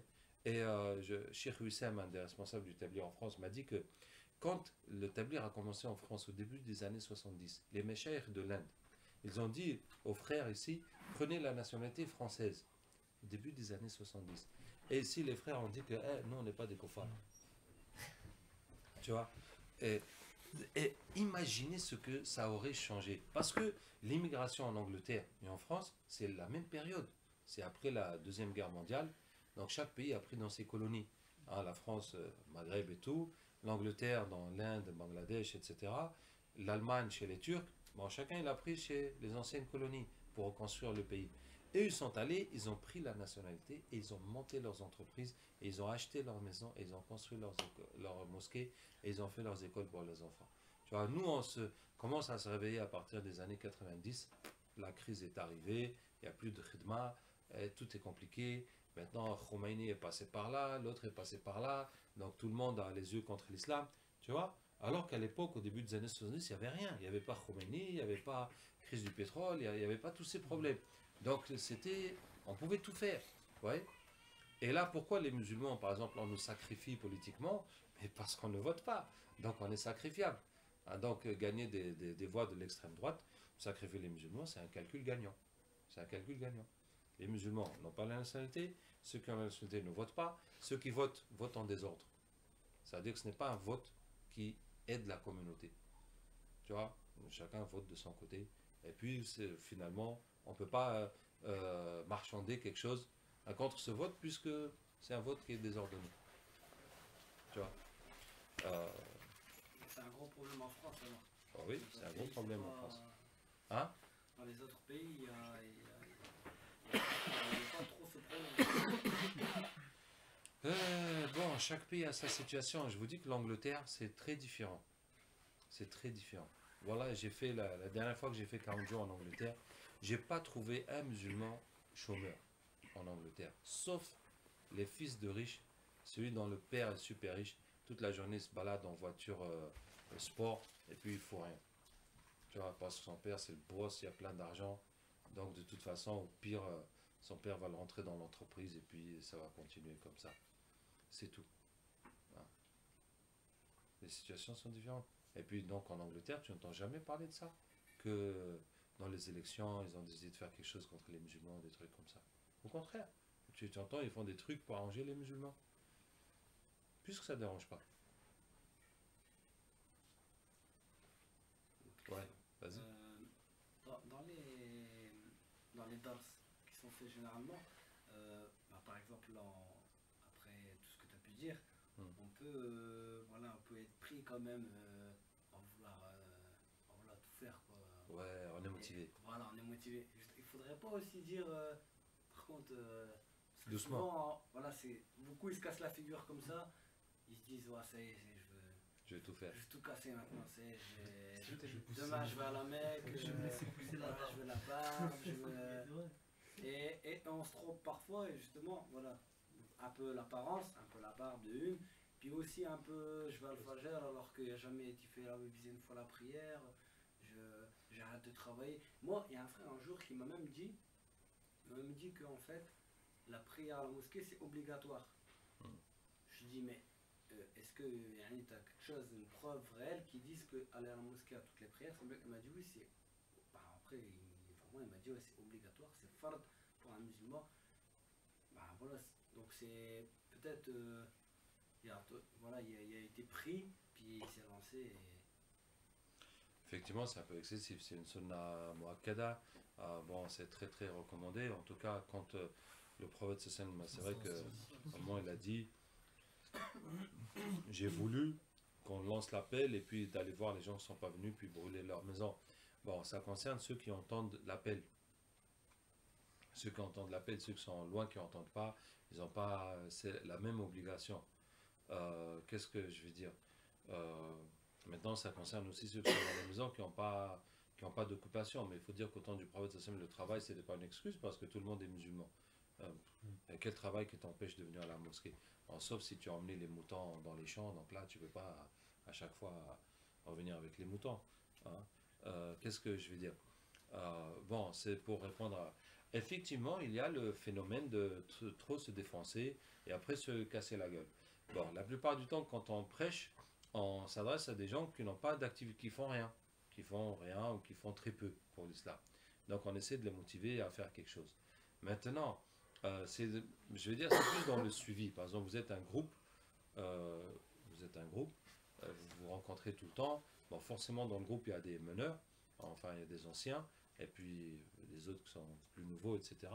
Et donc, c'est ceux qui sont plus expérimentés qui doivent faire gaffe aux nouveaux pour pas qu'ils se cassent la gueule, tu vois, pour pas qu'ils fassent des choses qui les mettent en situation, en difficulté. Qu'est-ce que je vais dire? Bon. Pour ça, je vais dire que dans la progression de l'islam, il faut privilégier la spiritualité et le comportement par rapport aux contraintes. Par rapport à se donner des contraintes, il faut chercher à améliorer sa spiritualité, son comportement avec les gens. Ça va te faciliter, ça va aller de mieux en mieux et de plus en plus en avant.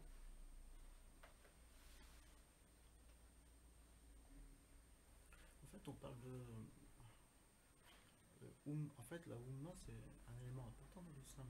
Oui. Donc, et dans la société, en fait, si on fait une analogie, c'est communauté. On dit par exemple la communauté juive, la communauté musulmane. Mais est-ce que vraiment la communauté musulmane, elle existe en tant que Oumma? Parce que ça changerait les choses. En fait, il y a des éléments qui existent, à savoir qu'il y a des musulmans qui se disent Sunna Jama'a. Nous, on est plus représentatifs de l'islam, d'autres, ils sont pas tout à fait ça. Donc déjà, au sein de notre communauté, déjà, il y a une division. On le voit. Quand on dit salam alaikum à quelqu'un, puis il répond pas.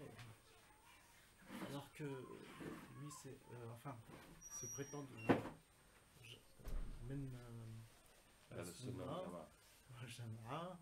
Et donc, on voit que quand même notre communauté s'effrite par cette division. Oui. Effectivement. Maintenant, la communauté, le prophète, c'est samedi, les croyants sont comme un corps. Sont comme un corps. Donc on peut imaginer, on sait que dans le corps il y a des milliards de cellules, penser comme ça que l'ensemble des musulmans, c'est comme les cellules d'un seul corps. Maintenant, si chaque cellule dit, moi, j'ai rien à voir avec le corps, je fais ma vie toute seule, donc si chaque cellule va de son côté, le corps est désintégré. Donc le corps est désintégré. Maintenant, si quelques cellules se réunissent et puis ils font quelque chose, tu vois, par exemple, un doigt qui bouge, ah bah, alhamdoulilah, on dit, il n'est pas mort, il a encore le doigt qui bouge. C'est comme ça qu'un petit groupe peut se réunir pour faire des cours, ou bien pour faire une mosquée, ou bien pour faire une école. Donc c'est des petites réalisations de la Ummah. Mais le jour où toutes ces cellules vont penser et agir comme une seule personne, là on verra vraiment la force et la réalité de la Ummah. Et qu'est-ce qu'on doit faire pour contribuer à ça, justement? Ouais. Donc, la Ummah maintenant, ce corps, toutes ces cellules, tu vois, vit beaucoup de problèmes. D'abord, il y a ceux qui pratiquent rien de l'islam. Il y en a même qui sont devenus vraiment kofar, qui sont devenus des chrétiens, qui sont devenus... Et puis, on a plein qui ne pratiquent pas. Il y en a qui sont dans le shirk. Et puis, on a qui utilisent la religion pour faire autre chose. Tu vois, il y a tellement de problèmes.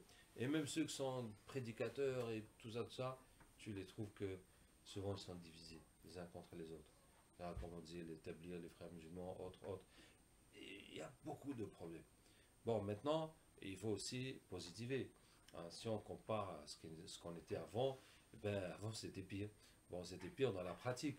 Les gens reviennent de plus en plus vers l'islam. Bon, par exemple, chez les vieux, la première génération, il y a la division nationaliste et puis ethnique. C'est-à-dire les nationalités, puis dans chaque nationalité, il y a encore les ethnies. Hein.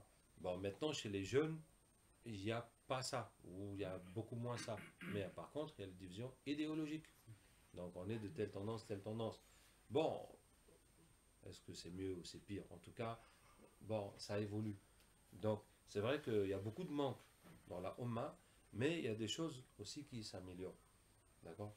Donc, effectivement, maintenant, chacun doit prendre conscience que de ce fait de la Ummah, pour que chaque fois qu'on voit un musulman, je sais que lui, c'est une cellule du corps. Tu vois? Il faut qu'il retrouve sa place dans ce corps. Hein, il faut que le réveiller, qu'il comprenne, que lui-même comprenne, parce qu'il y a des cellules, ils ne savent même pas qu'elles appartiennent à un corps.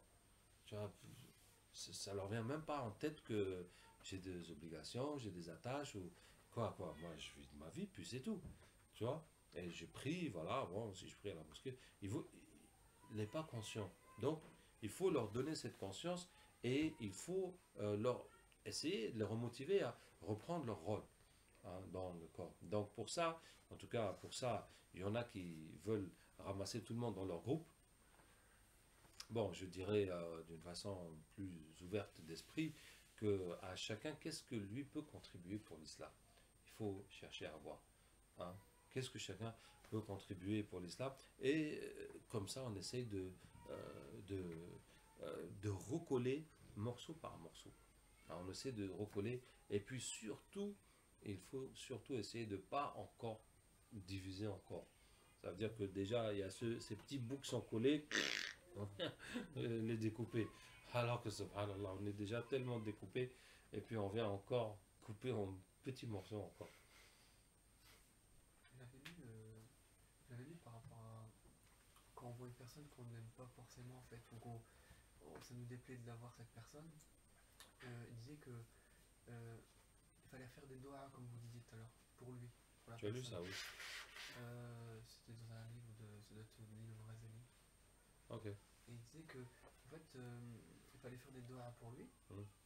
Comme ça, parce que Shaitan en fait, dès que la personne, admettons, entre, on n'aime pas une personne, elle entre, on va avoir de mauvaises idées sur la personne, on va avoir des mauvaises idées. Shaitan il va profiter pour nous waswas et à ce moment-là, si on fait des doigts pour lui, il disait qu'à force, Shaitan, si à chaque fois qu'on voit une personne qu'on n'aime pas, on fait des doigts, Shaitan il est perdant.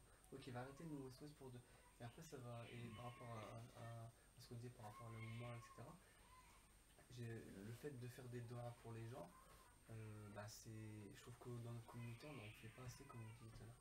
Entre jeunes, ou Ou est-ce que souvent dans le groupe de Talim, on dit est-ce que quand on quitte une situation difficile chez d'un frère ou une soeur ou quoi, ou qu'est-ce quelqu'un qui vit une situation difficile, est-ce que déjà on fait la doua, ne serait-ce que la doua d'aller plus. Donc je pense que par rapport à différents groupes, je pense que ça nous aiderait déjà de dire bah alhamdoulilah quoi, soit qu'on s'entraide et comme vous disiez, que tout le monde se réunisse et puis qu'on aille de l'avant, alhamdoulilah. Parce que c'est vrai que même si on stigmatise un groupe ou quoi, on fait partie forcément d'un groupe qui stigmatise. Si on stigmatise, forcément on rentre dans la même la logique. stigmatisation aussi, quoi. La même logique. C'est comme quand on parle des gens qui parlent sur les gens, bah, on fait pareil. Donc quelque part, oui, mais alhamdoulilah. C'est vrai que voilà, je voulais simplement. Jazakallah khair.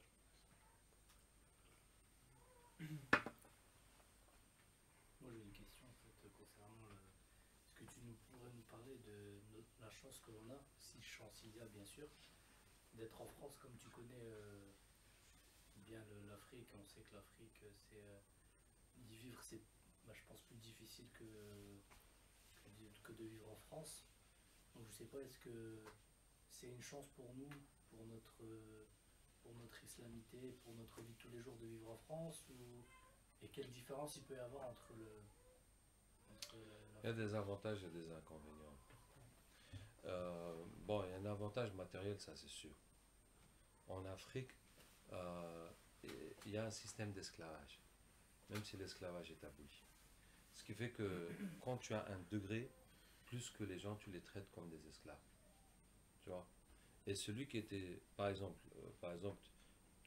tu as un taxi, tu vas donner à quelqu'un de faire chauffeur de taxi, tu vas le payer 3 euros par jour. Tu vois. Ça a juste de quoi survivre. Donc il va courir tout le mois pour survivre. Et même s'il travaille pour toi 10 ans, 20 ans, 30 ans, tu vas toujours le maintenir comme ça.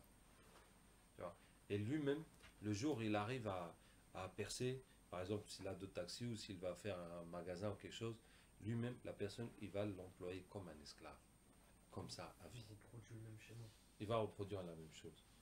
L'esclave devient esclavagiste à son tour. Donc c'est comme ça les mentalités.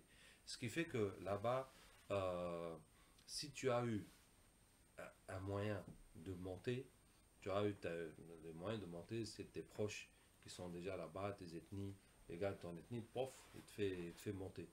Donc ça c'est la belle vie pour toi. Tu vois. Et si tu es parmi les gars d'en bas, ben tu es dans la zermie toute ta vie. Tu vois. Disons que c'est beaucoup comme ça. Bon, il y a le fait de réussir ses études, mais il y a la corruption, il faut payer l'argent pour passer les diplômes, et pour avoir un poste, etc., etc., etc. Donc, c'est beaucoup comme ça. Donc, si c'est par ton seul travail, par ta seule intelligence, par ton seul mérite, tu risques de ne pas faire grand-chose de ta vie. Tu vois. C'est ça la difficulté.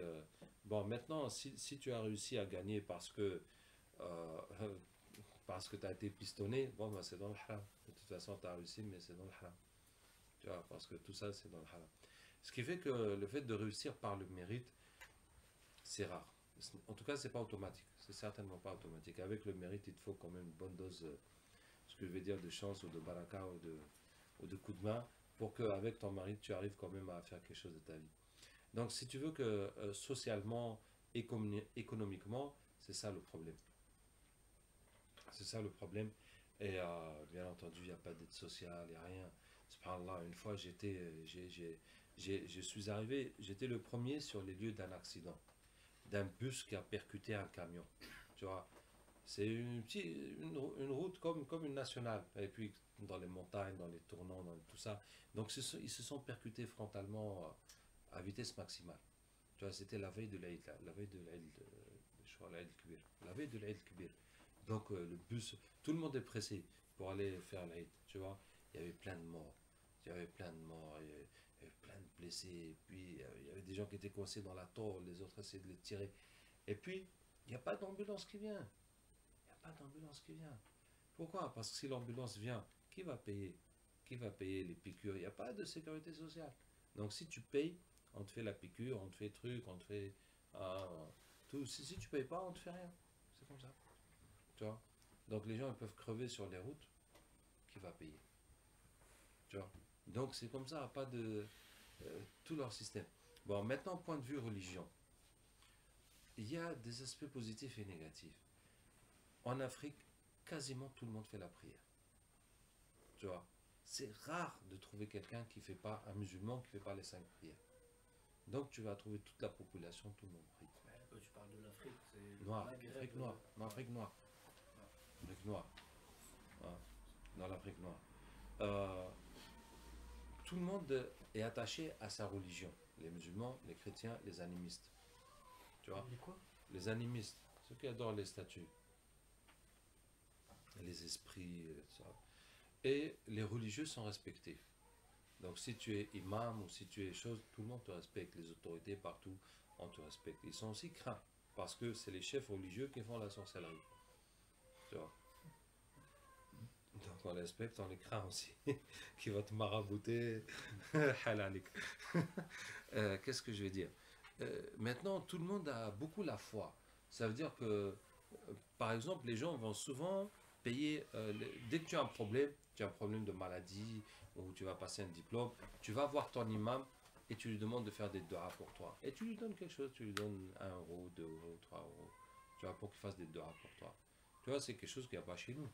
Tu ne vas pas avoir l'imam, je dois passer le bac, viens faire des doigts pour moi. Toi, qu'est-ce qu'il va te faire comme doigt? Tu vois, on n'a pas du tout cette culture. Donc les gens sont attachés à la religion, respectent la religion. Maintenant, par exemple, c'est facile de payer des ostages. Par exemple, la plupart des familles riches, hein, ils ont une mosquée dans leur maison et puis ils payent un ostave qui vient donner les cours à leurs enfants. Tu vois, un ostave. Un ostave. Ils payent un enseignant islamique coranique qui vient donner à domicile les cours à leurs enfants. Tu vois, ça c'est quelque chose qui est accessible parce que la main d'œuvre elle vaut pas grand chose. La main d'œuvre elle coûte presque rien. Maintenant, dans les pays africains aussi, l'État ne se mêle pas de la religion. Tu vois, donc il y a la structure religieuse des imams, des savants, puis c'est tout. Hein? Donc par exemple, nous on arrive pour faire une campagne de Ruqya, on va voir les imams, les savants, ils sont d'accord, puis on va prendre des heures à la télévision, à la radio, on va prêcher, tout ça, on va faire une campagne médiatique, et les gens viennent, et puis ça continue. On n'a pas de relation avec l'État. Tu vois, il n'y a pas d'autorisation, il n'y a pas de complications. Si les imams sont d'accord, classe. Ça rentre dans les activités religieuses, puis c'est tout. Bon, ben voilà. Maintenant, vous posez la question, est-ce que c'est une chance d'être en France ou ça aurait été mieux d'être là-bas? Bon, de toute façon, la question ne change rien. Ça veut dire que ça ne va pas nous avancer de dire qu'on a la chance d'être ici, ça aurait été mieux d'aller là-bas. Maintenant, ce qui compte, c'est concrètement faire des échanges avec l'Afrique noire, c'est très profitable. Pour vous, pour nous et aussi pour eux. Hein, c'est très profitable. Ça veut dire que si vous faites un séjour de 2-3 semaines, là, pendant le mois d'août ou quoi, dans un pays africain, dans un cadre islamique, soit de la da'wah, soit du social, soit d'échanger avec des étudiants, ou d'aller visiter des projets de banque islamique là-bas, quelque chose comme ça. En tout cas, dans un cadre, pas juste dans un cadre de tourisme, de découverte de la société, mais dans un cadre comme ça islamique, c'est très profitable. Pour eux, ça les encourage énormément parce que ils ont le complexe du blanc, ils ont le complexe de la France, ils ont le complexe des Arabes, donc on a tous les avantages de notre côté. Tu vois, et en plus si tu parles français, parce que il y a souvent par exemple des Saoudiens ou des gens qui viennent prêcher là-bas, mais ils ne parlent pas français. Tu vois, c'est rare. Qui va prêcher là-bas qui parle français? C'est rare. Tu vois, donc c'est très très profitable pour eux et c'est très profitable pour nous. Parce que tu vas voir les gens comment, malgré la misère, malgré tout ça, comment ils tiennent à la religion. Et subhanallah, ça veut dire, nous, des choses qu'on gaspille, des choses qu'on ne calcule pas, là-bas, c'est très important pour eux. Donc ça nous motive un max. En tout cas, comme ça, on pourrait profiter des deux côtés. Maintenant, je ne peux pas m'empêcher de vous parler d'un autre aspect, comme notre frère Hamza qui est parti là-bas, qui est revenu avec une femme. Tu vois. Moi aussi d'ailleurs. Tu vois. Donc là-dessus, machallah, comme c'est un système d'esclavage, celui qui est un degré au-dessus de l'autre le traite comme un esclave. Donc l'autorité de l'homme, elle est, en tout cas, elle est bien debout. Tu vois, que l'homme, c'est lui qui commande la femme, c'est lui qui commande les enfants, etc. Par exemple, là-bas, si les enfants veulent se marier et que les parents sont contre, ils abandonnent, ils laissent le mariage. Il n'y a pas d'alternative. C'est pas comme ici. Tu vois, ici, ils vont vivre ensemble, ils vont faire les enfants, puis, khlas, ils s'en foutent des parents. Là-bas, c'est pas possible. C'est pas possible. Si les parents disent non, c'est non. Tu vois. Donc, il y a l'autorité des parents, et ce qui fait que les femmes, bon, je ne dirais pas qu'elles sont soumises comme ça négativement, mais quelles que soient les femmes, que ce soit les femmes religieuses ou pas religieuses ou chrétiennes ou quoi, elles savent que son rôle c'est d'obéir au mari, de tout faire pour le satisfaire. Et le mari, lui, son rôle c'est de ramener à manger. Donc lui, il assure sur son aspect matériel, financier, et elle assure dans son aspect de servitude au mari. Tu vois. Et c'est comme ça aussi que les enfants sont éduqués à écouter le père. Donc voilà. Là, en tout cas, ça veut dire que ça, c'est commun à toutes les femmes en Afrique. Après, tu peux choisir celle qui a la religion, celle qui a fait des études, celle qui est genre tablir, ou genre salaf, ou genre intellectuel, ou genre ceci, cela. En tout cas, il y en a de tout, il y a de tout le reste. D'après ton expérience, tes différents voyages, hormis l'Asie, le Pakistan, tout ça, quel est le pays où tu te sens le plus vivre pleinement l'islam et les gens ils peuvent le vivre pleinement aussi et l'islam est le plus respecté en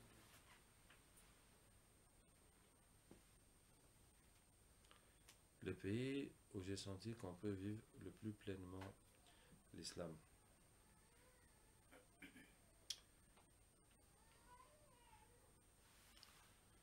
J'ai envie de dire que c'est le Tchad. Ça, laisse-moi un peu réfléchir.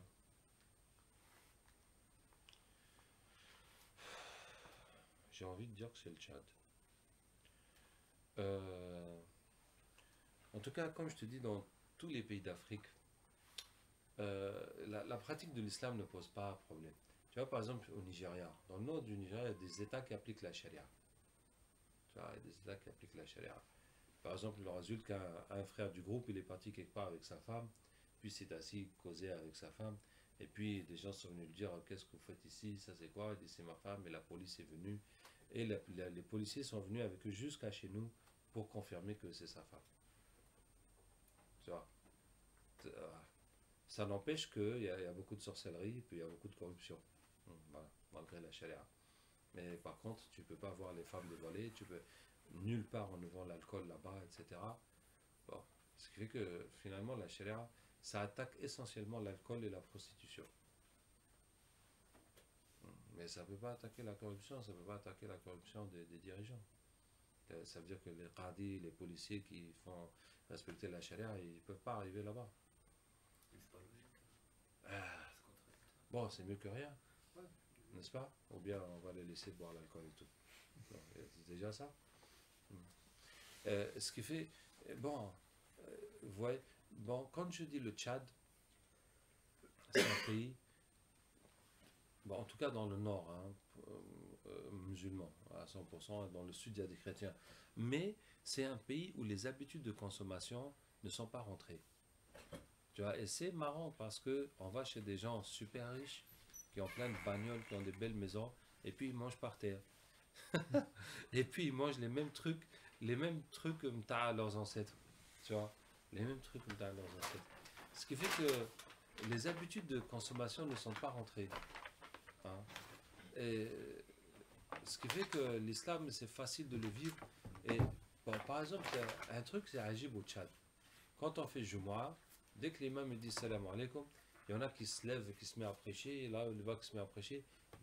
Dans les mosquées, ceux qui ont envie de prêcher, la casse lever parler. Il n'y a même pas d'autorisation, rien du tout. Chacun il se lève de son côté et crie, ouais, Allah a dit, le prophète sallallahu alayhi wa sallam a dit, blablabla, blablabla, blablabla. Si les gens écoutent, ils écoutent. C'est tout. Il n'y a pas de problème. Ce qui fait que là-bas, le potentiel, disons que la possibilité de travailler, de développer la religion, elle est grande ouverte. Elle est grande ouverte. Et puis bon, pratiquer aussi. Hein. Les femmes,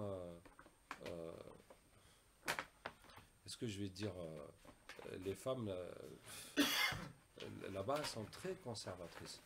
Et bon, bizarrement, c'est le pays où on voit les femmes en hijab maquillées, tu vois.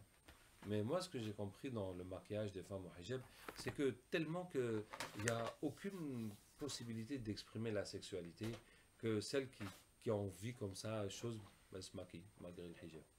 Tu vois. Mais je pense qu'au lieu de dire que c'est pas normal, les femmes au hijab se maquillent, non, il faut dire, mashallah, même les femmes maquillées portent le hijab. Tu vois. Tu vois. Si on tourne la chose dans ce sens, ben c'est bien, ouais. Les femmes maquillées portent le hijab, mais c'est cool, ouais, c'est génial.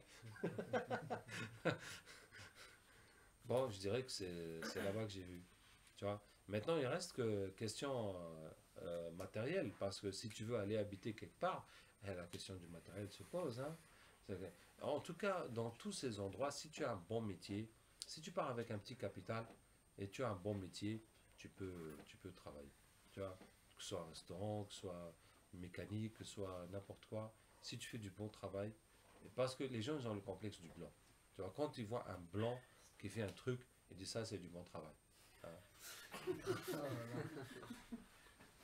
Ouais. Et malheureusement c'est assez vrai. C'est assez vrai.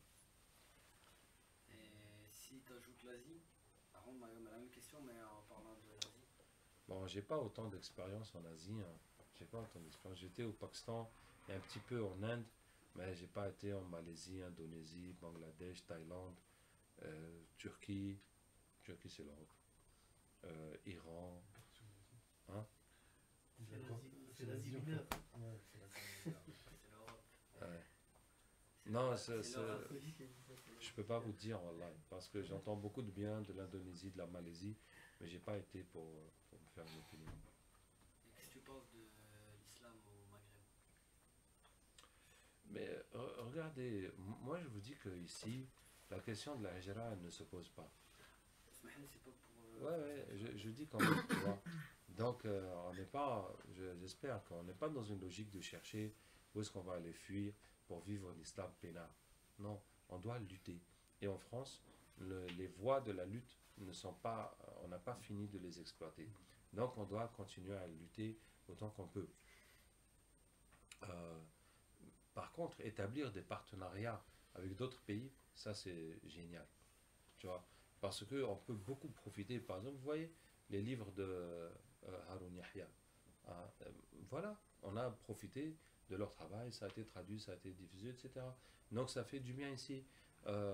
Donc faire des partenariats ou bien des écoles, par exemple l'Azhar, ils ont une école d'été où tous ceux qui veulent apprendre l'arabe, ils vont là-bas faire un stage d'un mois, 2 mois pendant l'été.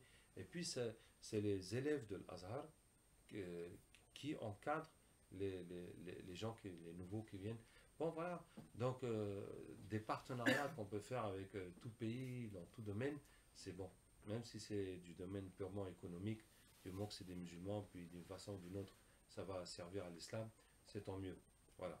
Donc pour revenir à ta question, tu dis quoi? Ce que je pense de l'islam au Maghreb,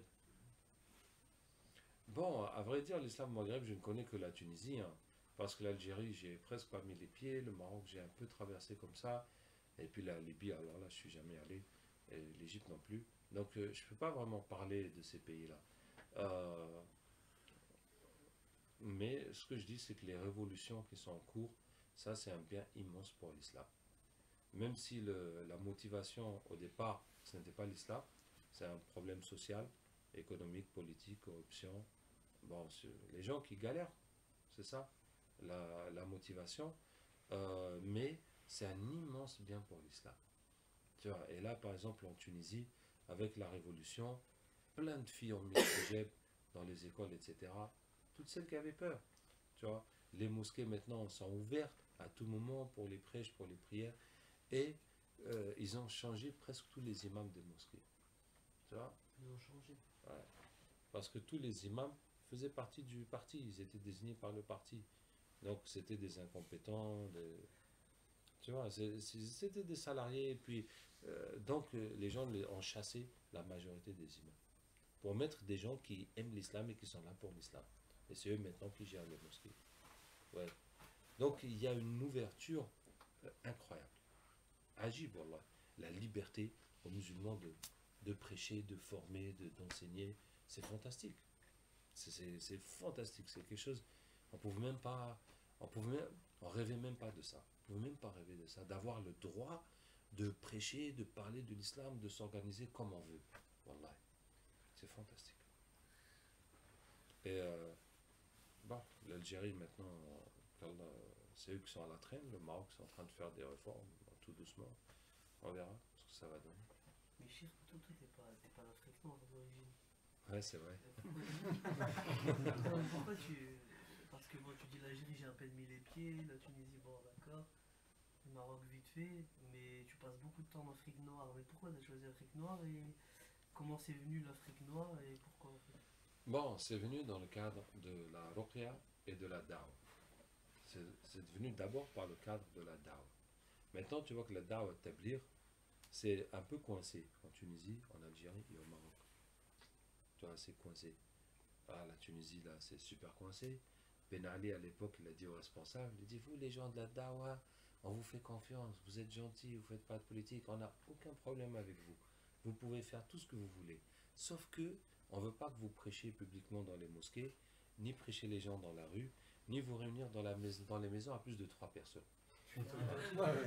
À part ça, vous faites tout ce que vous voulez. Tu vois? Et puis le Maroc aussi, ils n'ont pas le droit de prêcher dans les mosquées, ils se réunissent discrètement dans les maisons, etc. Donc c'est pas intéressant. J'ai fait des khourouj comme ça dans les maisons, mais tu sens pas l'ambiance du khourouj. Tu te sens à la maison. Tu vois?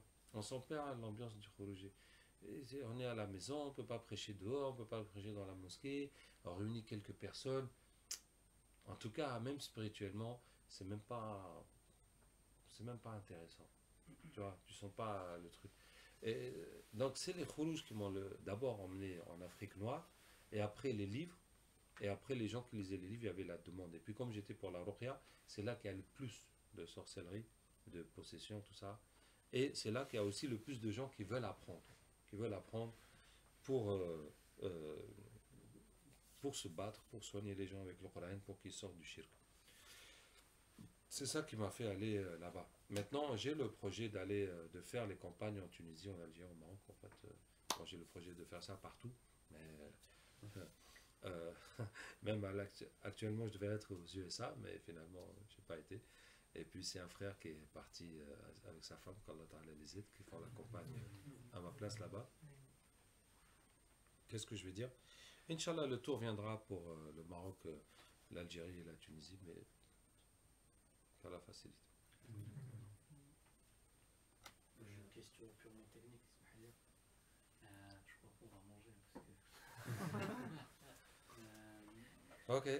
En fait, travailler dans un organisme de crédit en France, c'est-à-dire avec le riba et ce qui s'ensuit, est-ce que c'est purement haram ou alors la personne, comme c'est pas son entreprise, elle peut travailler ou par exemple un conseiller financier ou un conseiller crédit? Alors, ce que je vais vous dire, c'est qu'il y a des niveaux de haram. Tu vois? Parce que si on va dire que c'est haram de travailler dans une banque et de travailler dans un supermarché, etc., etc., etc., donc finalement, ça nous laisse très peu de choses qui sont purement halal. Ça nous laisse très peu d'activités qui sont purement halal. Ce que je vais dire maintenant, si tu parles d'une entreprise externe, tu vois, ce que tu dis, quelqu'un qui est dans la structure mais qui est pas, je sais pas comment tu as dit. C'est pas le patron, il est conseiller. Ouais, il est employé de la structure. Employé, ouais. Tu vois, bon, il est dedans, de toute façon, il est dedans. Mais il fait signer des crédits. Mais bien sûr, plus toute la structure est là pour ça. Tu vois. Bon, je vais vous donner plusieurs niveaux de haram. Bon, il y a quelqu'un qui me dit qu'il travaille chez un mécanicien, ça c'est l'Afrique, et que le patron lui dit, enlève la pièce qui est dans la voiture, et tu la peins, et tu dis au gars que sa pièce était foutue, puis qu'on lui a acheté une nouvelle pièce. Tu vois. Alors que c'est la même pièce qu'on a enlevée dans sa voiture. Et il me dit, comme c'est le patron qui me demande de faire ça, est-ce que j'ai le droit de le faire? Tu vois, je dis ça, tu n'as pas le droit de le faire. Et ça, c'est pas des mécaniciens, c'est des bandits. Donc tu dois même pas rester là-bas. Tu vois, parce que ça, c'est pas des mécaniciens, c'est des entreprises, des bandits. Hein. Donc tu dois partir, tu dois t'en aller de là-bas complètement. Tu peux pas rester là-bas. Tu vois. On dit que les meurtriers, peut-être. Hein? Et les meurtriers, peut-être. Ils peuvent tuer en même temps. Ça peut causer des accidents. En tout cas, c'est pas leur problème. Du moment qu'ils gagnent. Et puis c'est vraiment un truc de court terme. Parce que quand tu arnaques quelqu'un, bon, il va pas venir. Mais peut-être qu'il ira ailleurs, il va se faire arnaquer pire. Donc peut-être comme ça, il reviendra chez toi. En tout cas, voilà. Et bon, maintenant la banque, c'est un intermédiaire financier qui est indispensable, même si le fonctionnement n'est pas islamique. Ça veut dire qu'il y a des gens qui ont de l'argent, il y a des gens qui ont besoin de l'argent. Et les gens ne peuvent pas gérer cet argent individuellement. C'est-à-dire, moi j'ai des économies, je vais te donner, toi tu vas acheter une boulangerie, et puis on va partager les bénéfices. On ne peut pas gérer ça individuellement.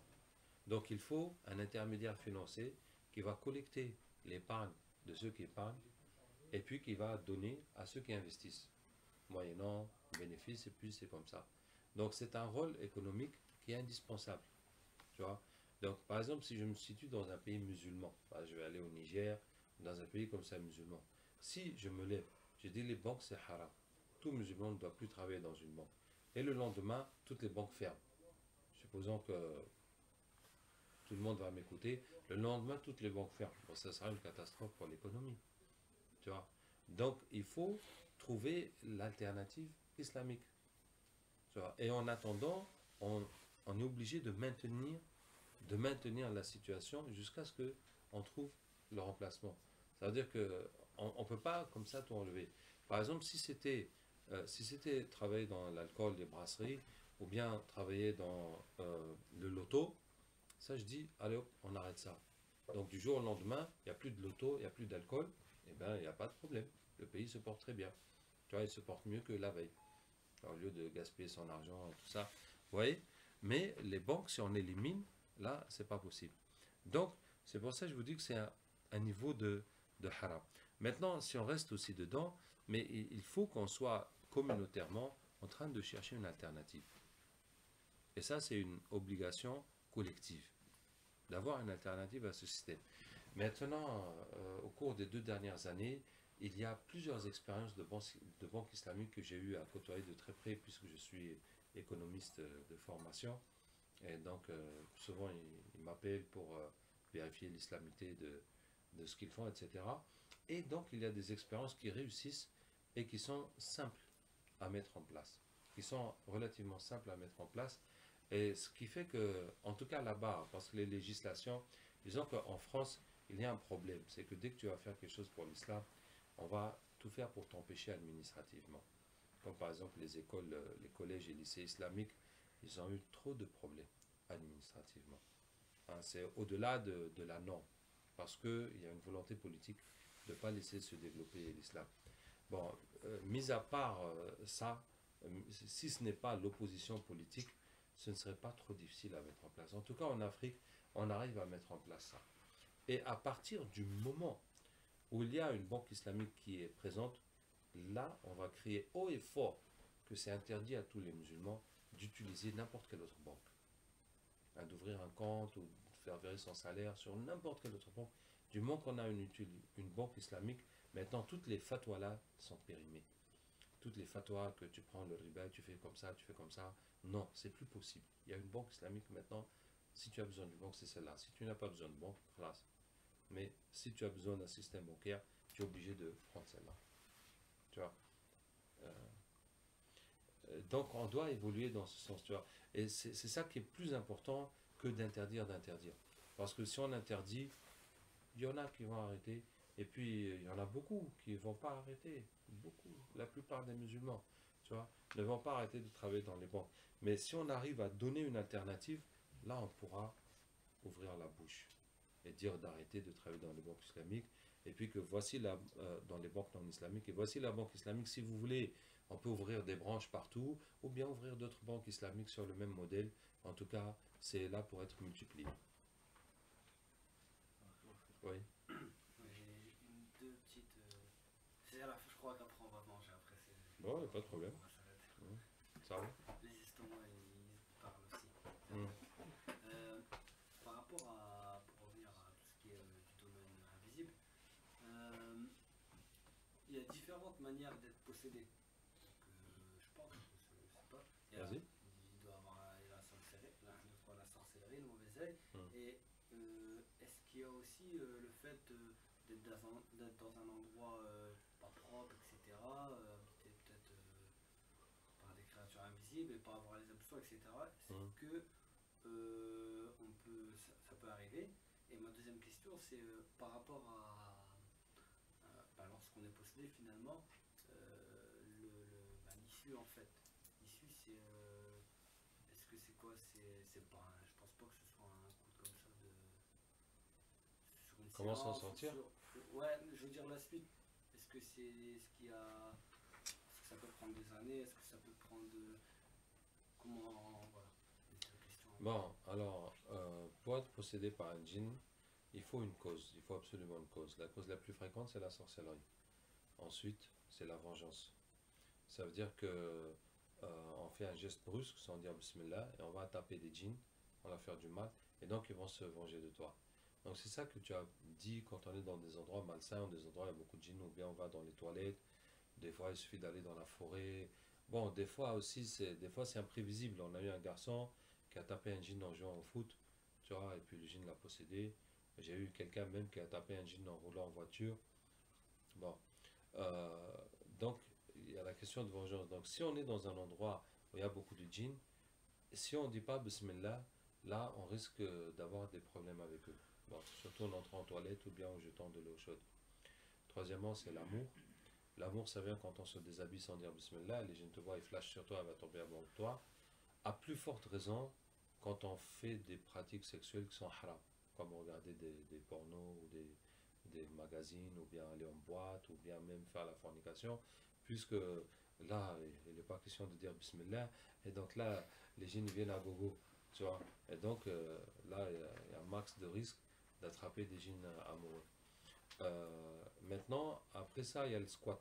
Ça veut dire qu'une fois que tu as un problème de djinn, de sorcellerie, de mauvais œil, ça donne un accès au djinn sur toi, et ce qui fait qu'avec le temps, il y a d'autres djinns, d'autres djinns, d'autres djinns qui peuvent encore entrer en toi. Non, voilà. Bon, il reste que quand même, hein, la chose la plus fréquente, c'est la sorcellerie. Maintenant, il faut se soigner par la ruqya. Il y a des cas simples qui se règlent rapidement, puis il y a des cas qui sont plus compliqués, il faut quelques semaines ou quelques mois de traitement, et puis il y a des cas qui sont heureusement rares, hein, qu'on ne comprend pas, et puis qui sont là depuis des années, et puis on n'arrive pas tellement à les faire bouger. Mais heureusement que c'est très rare. C'est quand même un sujet qui vient beaucoup à notre époque, on en parle. Mais à notre époque, trouver la limite entre la psychologie et puis ces choses-là, c'est pas évident. Bon, en tout cas, dans Non, notre groupe... enfin, chez nous, la communauté maghrébine, dès qu'ils voient quelqu'un, il y a un petit problème, ils lui ont fait la sorcellerie, ou ils lui ont fait... C'est vrai que c'est pas évident de trouver la... Ça c'est... Enfin, je sais pas... on en parle Alors, beaucoup, je vais hein. vous donner nos critères, hein, pour faire la différence. Il y a 4 symptômes pour savoir si quelqu'un a un problème mystique ou pas. Le premier, c'est les blocages dans la vie. Des blocages anormaux et répétitifs. Pour le travail, l'argent, le mariage, les enfants, les études, les voyages et tout. Deuxièmement, des problèmes de santé anormaux. On a des douleurs, des maladies bizarres, on va voir les médecins, ils ne comprennent pas, on fait des analyses, on ne trouve rien, on prend des médicaments, ça ne part pas. Troisièmement, les états mentaux anormaux. C'est-à-dire qu'on s'énerve trop, on est triste, on a peur, on oublie, on se mélange les idées, ça peut aller jusqu'à la folie, d'une façon inexpliquée. Et quatrièmement, des cauchemars. Donc on rêve qu'on est poursuivi, des serpents, des chiens, des bœufs, de l'eau, de monter, de tomber, des morts, des rêves sexuels. Voilà, donc ça c'est les symptômes, en tout cas qui permettent de faire la différence. Et les choses comme la schizophrénie, ce genre de maladie. Bon, ce genre de maladie de schizophrénie, soit c'est psychologique, soit sinon c'est djinn sorcellerie. Maintenant, quand c'est psychologique, ça veut dire que la personne a souffert des choses dans sa vie, elle a été traumatisée jusqu'à ce que ça a affecté sa personnalité. Tu vois? Bon, Alors, dans notre groupe, on fait aussi la psychothérapie. On fait parler la personne de ce qu'elle a souffert pour tout vider. Bon, je vais vous donner le cas. Par exemple, j'avais une fille, et puis avec son mari, des fois elle faisait tout pour le torturer, et des fois elle faisait tout pour que lui il la torture. Tu vois? Bon, on a traité le problème de sorcellerie, ça restait. Et puis quand on a fait la psychothérapie, en fait, sa mère voulait divorcer quand elle est tombée enceinte d'elle. Et quand elle a eu ce bébé, ça l'a empêché de divorcer. Donc elle a déversé toute sa haine sur le bébé. Tu vois, elle a essayé de la tuer. Depuis qu'elle était dans son ventre, elle essaie de se piquer avec des trucs. Puis quand elle est née, elle essaie de l'étouffer, etc. Et puis sa mère l'a toujours maltraitée. Alors qu'en même temps, c'est sa mère qui l'a nourri, qui la change, qui tout ça, tout ça. Ce qui fait que le bébé, finalement, ce qui se passait, que des fois, elle prenait la personnalité de la mère, et donc elle voulait maltraiter les gens. Et des fois, elle reprenait la personnalité de la victime, donc elle avait besoin aussi qu'on la maltraite. Tu vois? Jusqu'à ce qu'à un moment dans la psychothérapie, elle me dit, je vois que j'ai deux personnalités. Je ne sais pas c'est laquelle qui est moi. Donc le bourreau et la victime. Bon, moi je ne lui ai pas dit parce que c'est la procédure, mais à partir du moment où elle a vu qu'elle a deux personnalités, elle est presque guérie. Parce qu'elle, elle est la troisième. Elle est celle qui observe ces deux personnalités et qui peut critiquer que celui-là, il n'est pas normal, il est comme ça, l'autre, s'il n'est pas normal, il est comme ça. Et ce qui est logique dans sa tête, la façon correcte d'être, c'est ça ce qu'elle est, c'est ça sa personnalité. Donc c'est là qu'elle a pu retrouver une position extérieure, prendre du recul sur tout ça. Et puis voilà. Donc ça c'est un cas psychologique. Donc un cas psychologique, il faut que quelqu'un il a souffert suffisamment pour que ça déforme sa personne, pour que ça puisse expliquer l'état dans lequel il est. Mais quand quelqu'un était normal et puis brusquement il devient comme fou, là ce n'est pas psychologique. Là c'est la sorcellerie, elle est dit.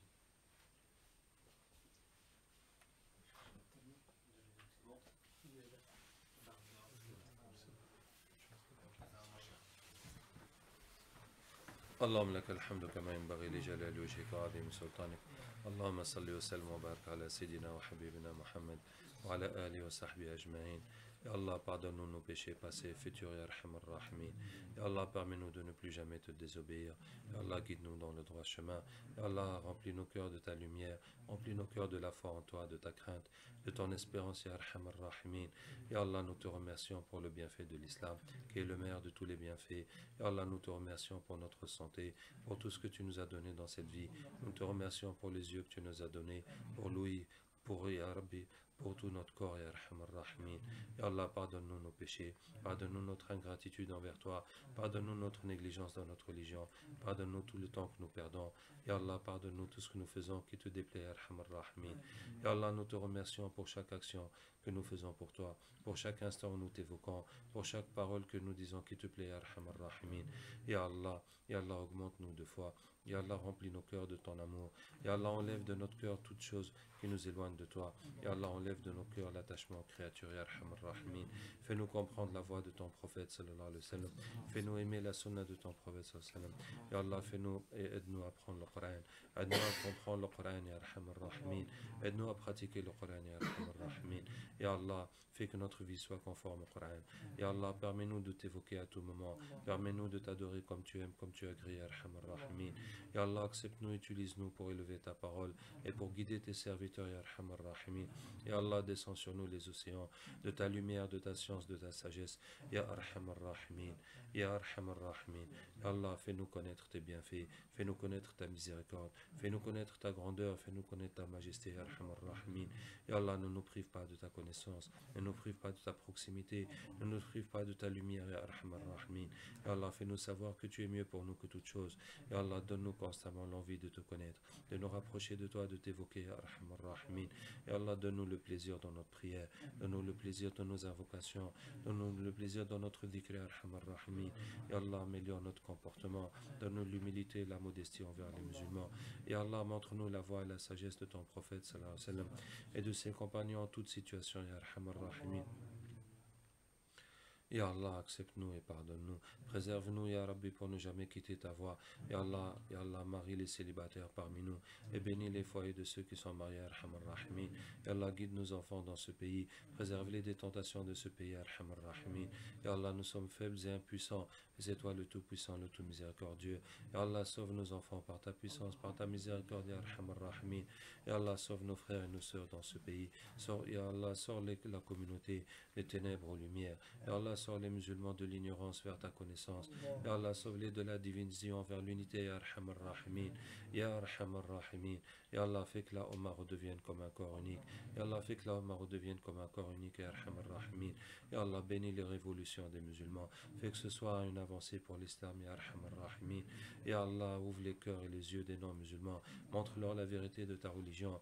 Ya Allah, fais-leur aimer ton prophète, sallallahu alayhi wa sallam. Montre-leur le bien de l'islam, Ya Arhamar Rahimin.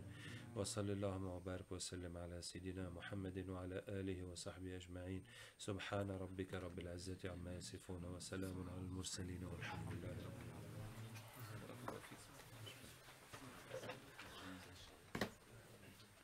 Donc, c'est quoi, manger ou prière? Prière comme vous voulez. La prière. Bon, moi je préfère la prière. La prière.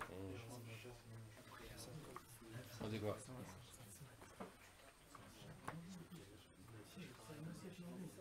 Tu as tranché? C'est la prière? Allez, on va mettre les livres ici. On va débarrasser la table. On se remet en position de tout à l'heure.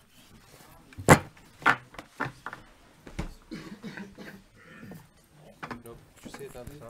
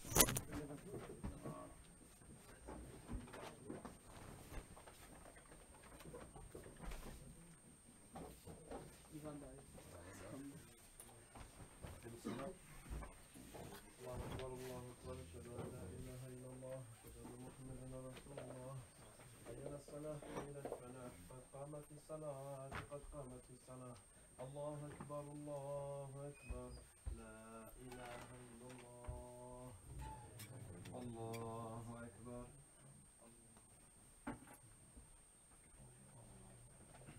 الحمد لله رب العالمين الرحمن الرحيم ملك يوم الدين إياك نعبد وإياك نستعين اهدنا الصراط المستقيم صراط الذين أنعمت عليهم غير المغضوب عليهم ولا الضالين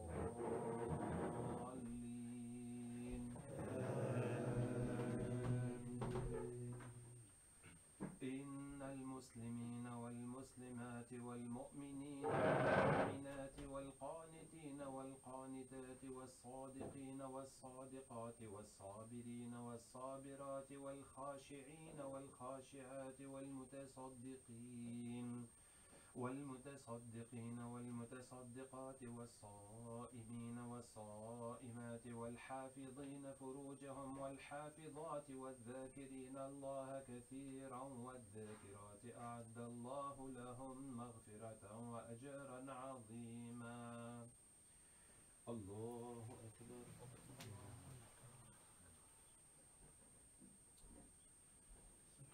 سمع الله لمن حمده الله أكبر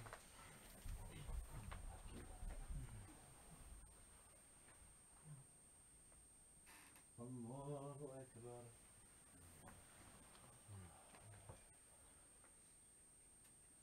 الله أكبر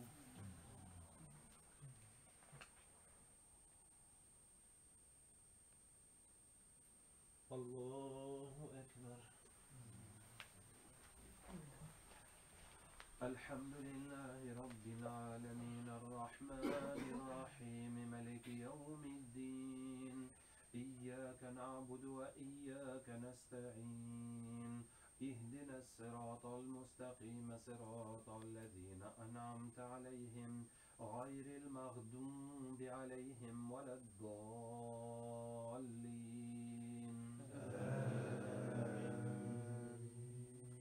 وما كان لمؤمن ولا مؤمنة إذا قضى الله ورسوله أمرا أن تكون لهم الخيرة من أمرهم ومن يعص الله ورسوله فقد ضل ضلالا مبينا. الله أكبر.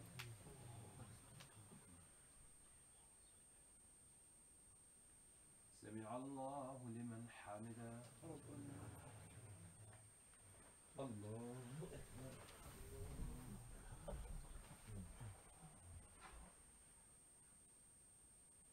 الله أكبر. الله أكبر.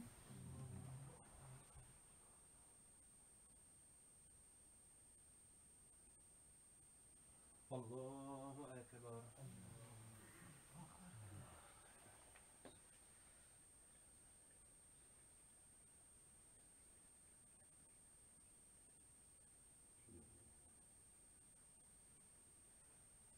الله أكبر.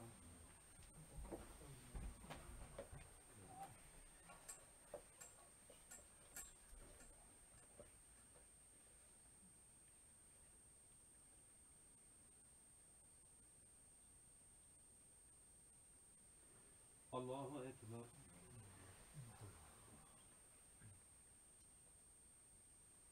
سمع الله لمن حمده.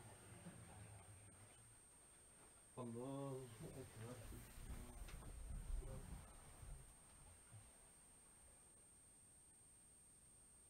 الله أكبر.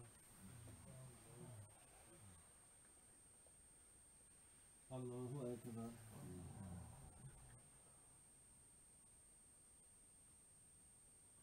الله أكبر.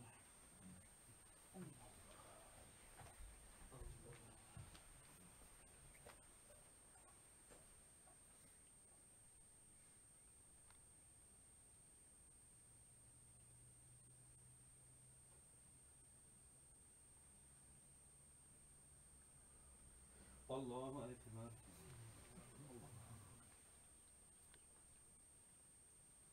سمع الله لمن حمده. الله أكبر.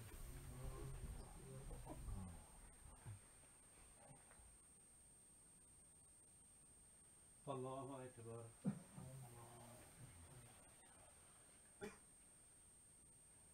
الله أكبر.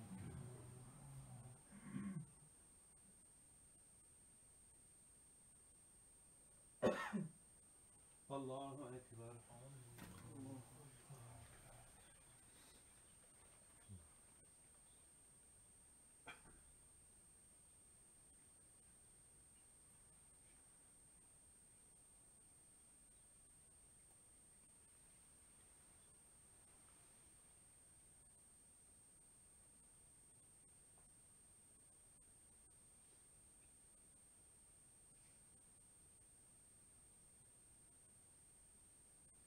السلام عليكم ورحمة الله. السلام عليكم ورحمة الله. السلام عليكم ورحمة الله.